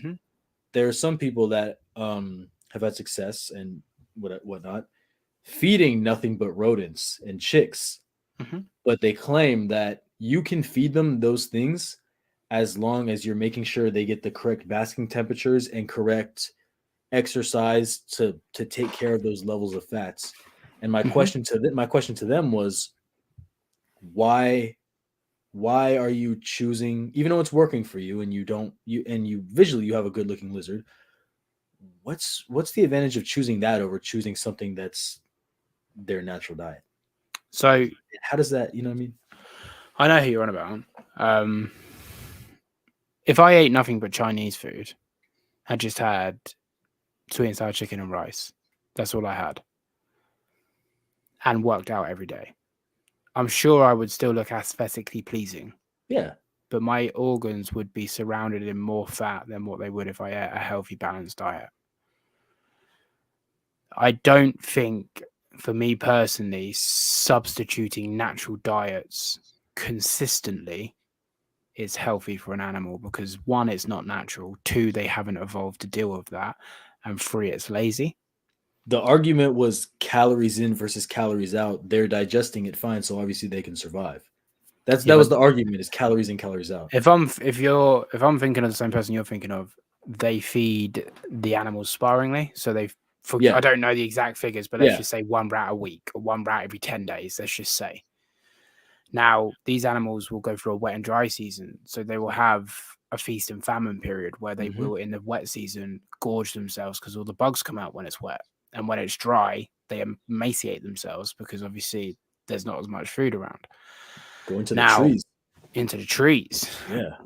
And like I fed mine some snails the other day. And Bumpy grabbed the snails, crushed them up, spat it out. Grabbed the snail again, crunched it up, spat it out. Grabbed the snail again, crunched it up, spat it out. I was a bit like, what are you doing? And then I watched her do it for the second one. And I watched her do it on the third one. Then I watched her do it on the fourth one. And I was like, oh, she's breaking the shell off, spitting it out, breaking the shell off, spitting it out, till eventually the snail is shellless and then eating this snail. Now, this is an animal that was taken from the wild as a baby and has never been fed snails in captivity until recently. And it has an innate behavior. So there was no learnt behavior on how to eat these snails. So these animals have evolved to know how to eat snails. And Xanthomatogus in the wild will annoy millipedes until they secrete all their toxins and then eat them. So these animals have evolved to eat bugs. I don't personally, again, it's my strong opinion. If it works, it works, like we've sort of said in this whole podcast. But like, breeding tree monitors on nothing but rats or quail would work. Does it make it right? The answer is you decide, but my opinion of that is no. Yeah. It doesn't make it right. Every now and then giving them a bit of high protein. Okay, cool. Lower calories out. I think that's anthropomorphizing. We're thinking about it like we're going to the gym. They haven't evolved. Like, you have to have a very hot basking spot, and it puts a lot of stress on an animal that isn't designed to digest rat protein. Yeah. So I do think you'd shorten their life, whether it's just a year or whether it's 20 years, but you will shorten their life because you're not fulfilling their natural behaviors. I don't know why people do it outside of money or laziness. I don't know why. Like, what's the reason, really? Like, I think it's just a sense of ease. It is just it's like people that feed snakes just feed rats, for example.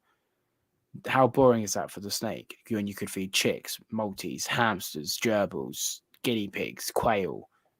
You know, there's so many frozen forward prey items you could feed.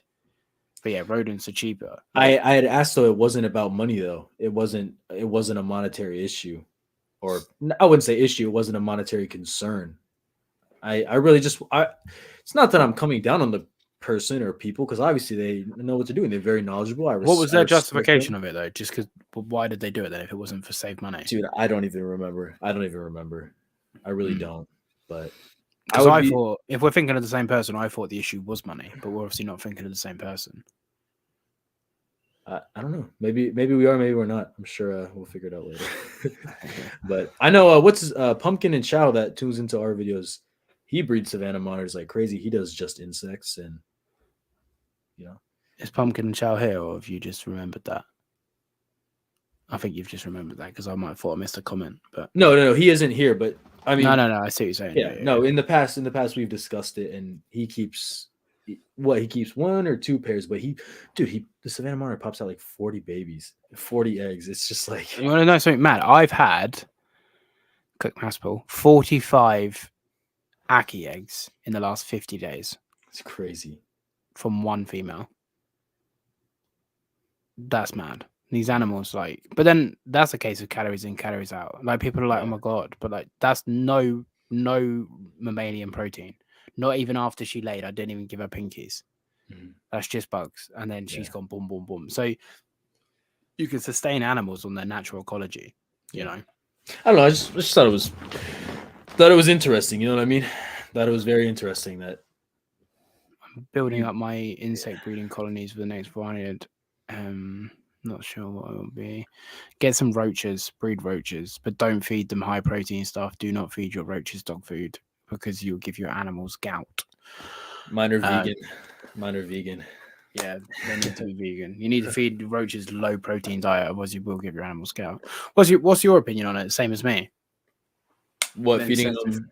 feeding Savannah's rats. Yeah, no, it's the same as you. It might work, but it's just like, I don't know. It's just like, why? You know what I mean? Why not? They're obviously, for years and years and years and years and years, have been built to survive off leaner insects and invertebrates. I mean, why give them higher fat stuff? You know, Mike's calling me fat.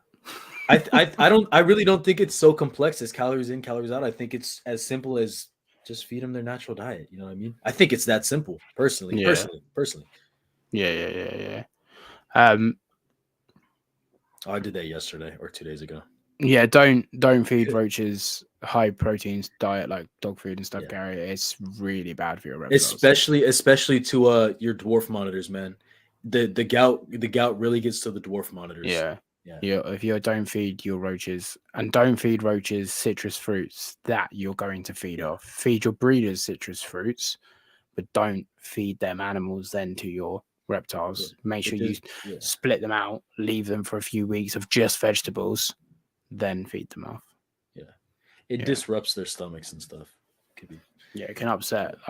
And Mike saying my Akis are fat. My male is fat. My female is not. My female is in shape. She's only fat because she's always gravid. But I think this is a good topic to touch on, but we'll wrap up. But what's your opinion on monitors in captivity being fat? You're kind of lagging a little bit. You got me? Oh, I got you. You got me? Are we dying? Yeah, I got you. Okay. I got you. What's your opinion on obese monitors or fat monitors? Too many of them, man. Too many of them. Monitors are very fun to feed, and obviously we get carried away because we like to see monitors eat, man. When you see your animals eat, it's a really good feeling because you know that they're at least doing something good, and but we just got to be careful. My thing that I usually say, look at monitors in the wild, trim, lean. They look almost anorexic compared to what we have in captivity. Paul's talked about it a lot of times in his podcast and his videos, guys. Lateral line, unless they just had a big meal or laying down, or they're gravid, their stomachs should not be hitting the floor. You know what I mean? They should be muscular. They should be agile. Your monitor, like 9 times out of 10, your monitor should be chasing after food ravenously. If it's not chasing after food, okay, this is like also barring it's not scared of you. But if you have a monitor that isn't chasing after food, like if my Argus is not chasing ravenously after food, he shouldn't be eating. We'll just say that. There's something else I was going to ask, but I forgot. Reptiles. Oh yeah, breeding monitors young. Just because they will, does it make it right? Just because they can doesn't really necessarily mean that we should. These animals obviously are meant to reproduce. It's just like, I don't know if I want to say this. It's kind of vulgar, but humans can reproduce at the age of 11, 12. Should they? Absolutely not. Obviously, that's more extreme. That's your opinion, Will. No. That's a fact. No, that's a fact. That is a fact. But that's obviously more extreme, but it puts a lot of stress on young animals. a lot of times the eggs will be smaller for females too and weaker, but you also run the risk of an egg being too big for the female not being able to pass.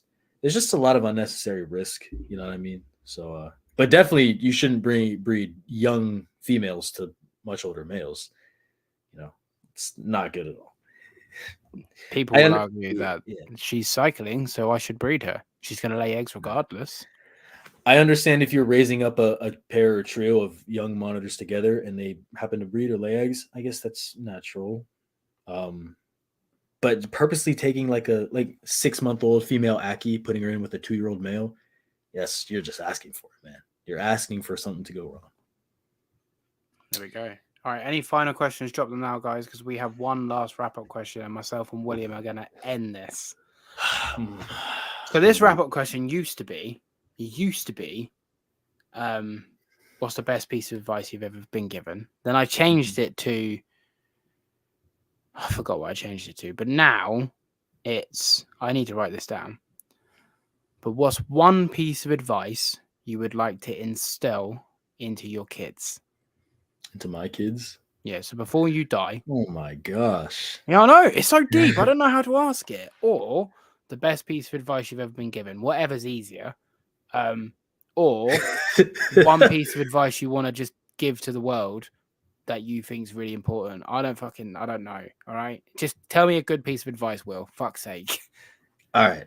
I got one.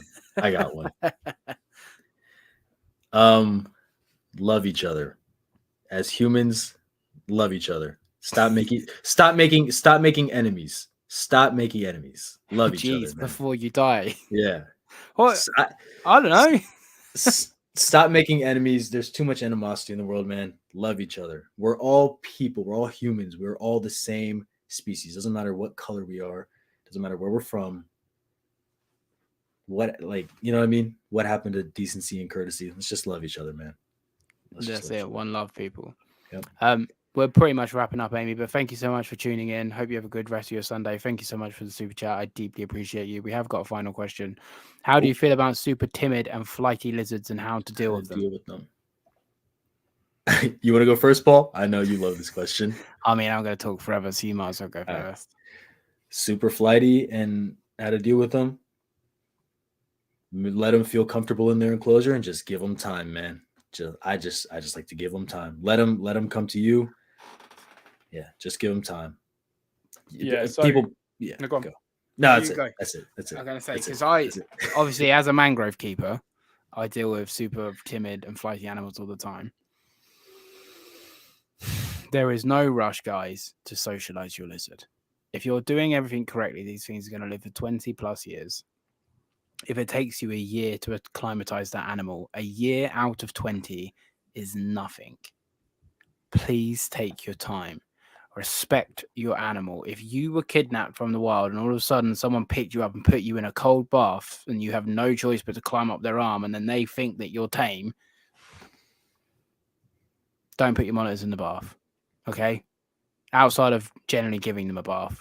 Don't put them in the bath to socialize them. Don't put them in empty enclosures. Don't put them in dim lit enclosures. Don't put them in enclosures with no stimulus outside of yourself so then they have to interact with you and then you associate it with being tame. Don't go and chase them around and pick them up. Don't just associate them closing their eyes to be super cute and tame. Just leave them alone.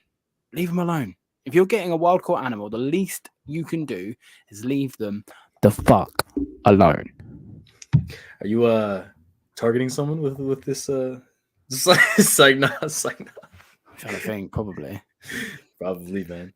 But no, I agree, man. Just let them come to you.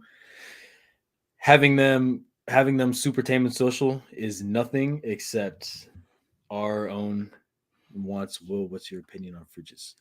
I think you got me in so much shit with this.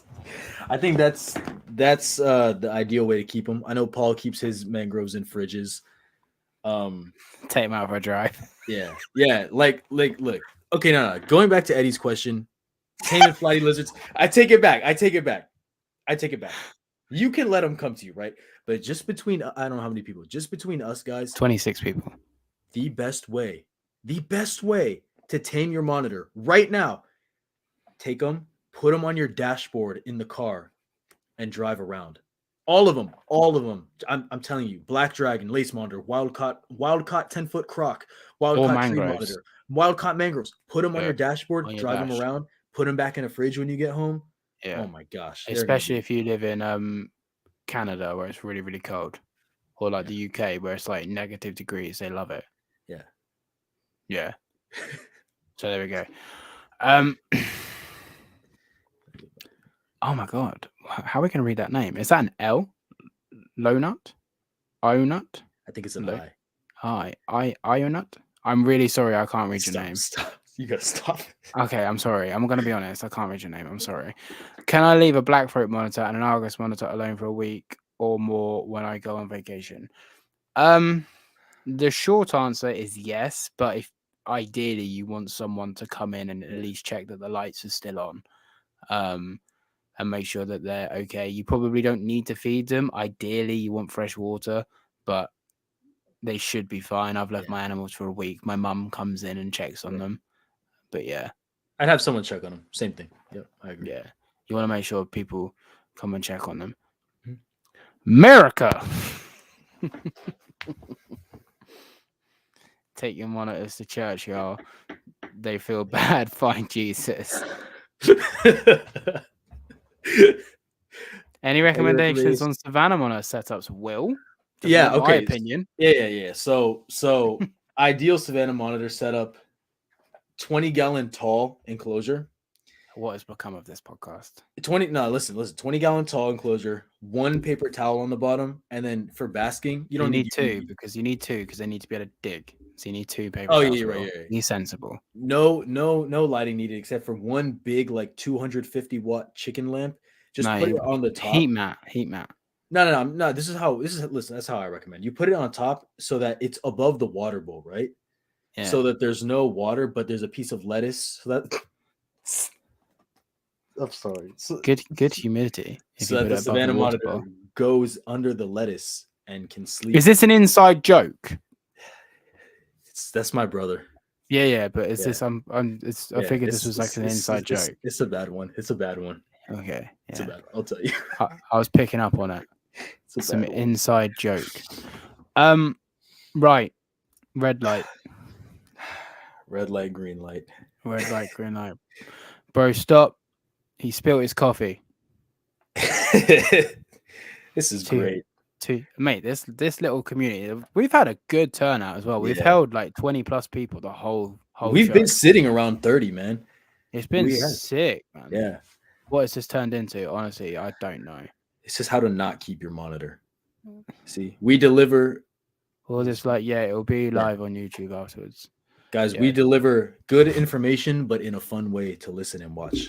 We're entertaining educators. Plus, wait there, everybody. Wait there. Will's eye candy as well. So, that's it. He's flexing. He's got to do a forfeit. It'll be live on my channel under the podcast tab because YouTube has a podcast tab now, or it'll be live under the live tab. And remember when the record was 20? Yeah, we hit 34 today. Nah, we had 41. 41? 41 or 42. You don't remember that? No. Dude, we did. It was crazy. I don't disbelieve you. No, it'll tell you. Yeah. When I look back, it'll tell me. Yeah. Thanks, Doug. I appreciate you for tuning in. 41 was top.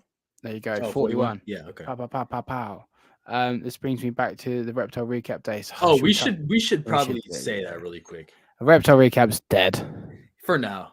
It's for now. Yeah. We were thinking about doing like a once a month catch up, just me and Will. It's like similar to this, probably hosted on my thing, but we could probably just do it. I can put the reptile recap on this, and we could do this on the reptile recap. Sure, I'm down. I'm so down, bro. I'm so down. Yeah. Paul, you were shouting and jumping around 41. All right, listen. It's been a long weekend. Your boy's tired. Doug's gonna make me cry because my own dad, he's not proud of me. My own father's not proud of me. So it's nice that I've got an honorary one. Paul, you're a brother, man. You're a brother. I'll be 2025. I'm coming over to stay. For sure. We're gonna go find some turtles. For sure. I want to find a common snapping turtle. Turtle. Oh, I just found another one. Didn't I send you a picture of it? I literally just Send found me a another picture one of the a other baby. day. No, I think it was on your story. You found a baby. But yeah, once a month, myself and William might, but we're so busy, so we don't want to promise you guys anything. But We'll try. We'll try our best. We'll try our best. we might jump on my son now. Thank you, Doug. I appreciate it. I'm gonna move to yours, and I'm gonna be able to put all my lizards in the garage because You can find that too. I just found that one the other day. It's an Eastern box turtle. nice Road cruise. Look at the yellows on that, huh?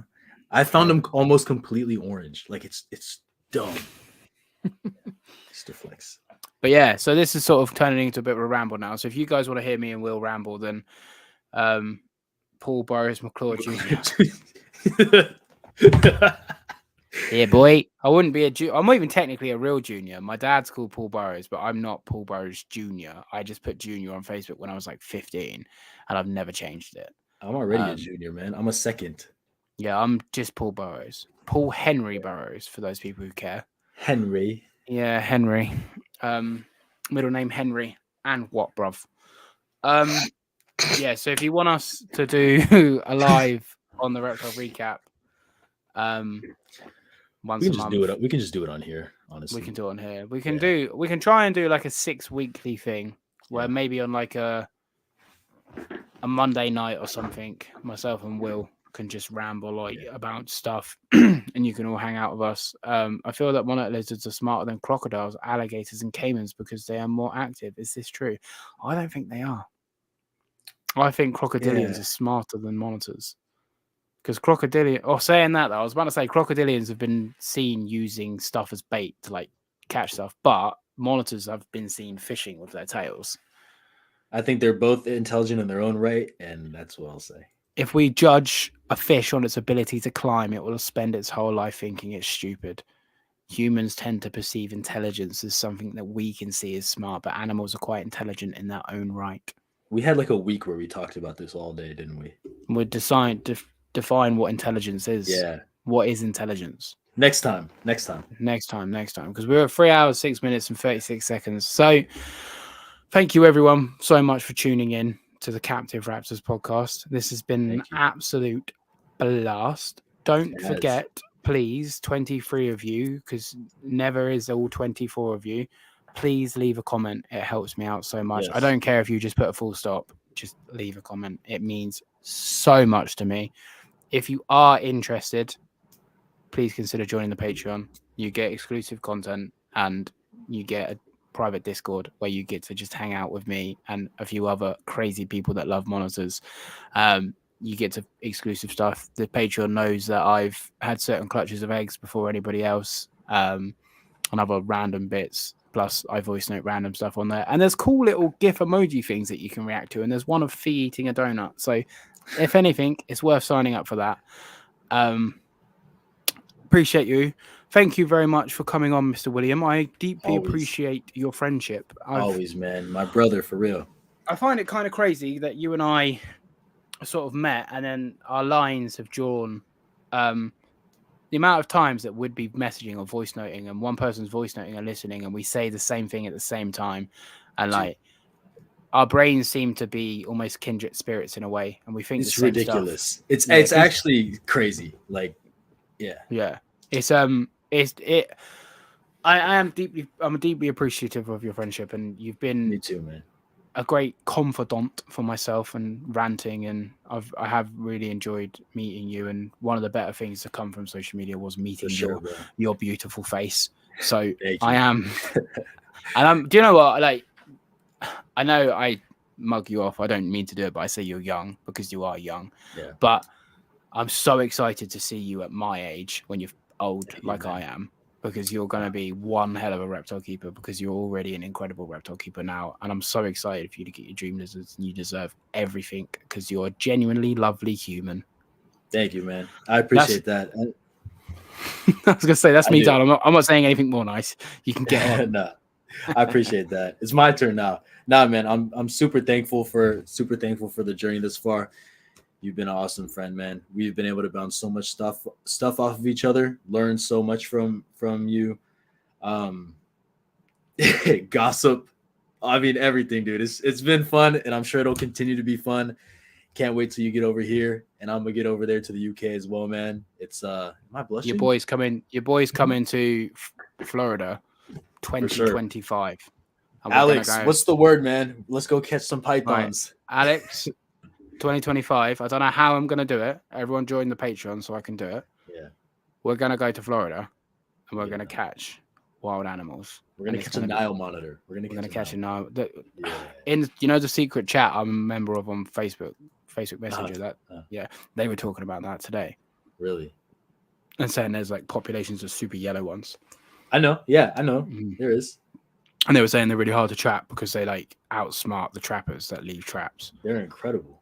Incredible. So was that a Douglas Adams reference, Paul? I don't know what I said, and I don't know who Douglas Adams is, so I highly doubt it. Dude, I tried to get on the Patreon the other day, and it wouldn't let me create an account. So I'm gonna try again after we finish this podcast. Because for little as £2 a month, guys, you can come and hang out with us all in Discord, and there's some fun faces. What did Gary say? I like the Paul Sassy face emoji. There's like I'm on the Discord, but I don't really use it. Thanks to Michael, he set it all up. I'll be completely honest. Without Michael, the Discord would not have happened. So everyone thank Michael in chat because I have not got a clue and I'm inept. And I was like, message him and I sent him the Patreon, like made him like the boss of Patreon. I was like, just please deal with it because I don't know what I'm doing. So I just turn up and send voice notes. But it's fun. We all take the piss out of each other and have a good laugh, and the people there know. So I appreciate all of you anyway, regardless if you pay or not pay, but it does help me to continue doing what I'm doing. But yeah, so meet you all in Florida. There we go. Road trips. All right. Yeah. Let's have a meetup, man. Meet up. Join the feed tier. The feed tier is the top tier on the Patreon. You don't have to join the feed tier, but I'd love you forever if you did. Isn't it like $100 a month? I think it's 50 quid. I'll get it one day. One day, man. I'm gonna get that. One day. One day. Use my skills. Use your skills on that croc. I'm not getting taken by a croc. You guys, you forgetting. If you're wearing Crocs, you're immune to Crocs. Exactly. I'm not getting taken by a croc. Don't worry. It's gonna be good though. So I don't know what's happening, but Fee's saying Gary can stay at our house. So don't let my son get eaten by a croc. All right, listen, Ravishing, just quick before we wrap this up. As long as you film it, it's okay. Because think of the content. Dude, I'm okay, whatever. You see, I'm catching strays now. All right. That's my backyard. Anyway, thank you all for tuning in, listening, viewing, watching, and subscribing. Leave a comment, leave a like. This has been your boy Paul and your boy Will. And this is us at End Broadcast Now.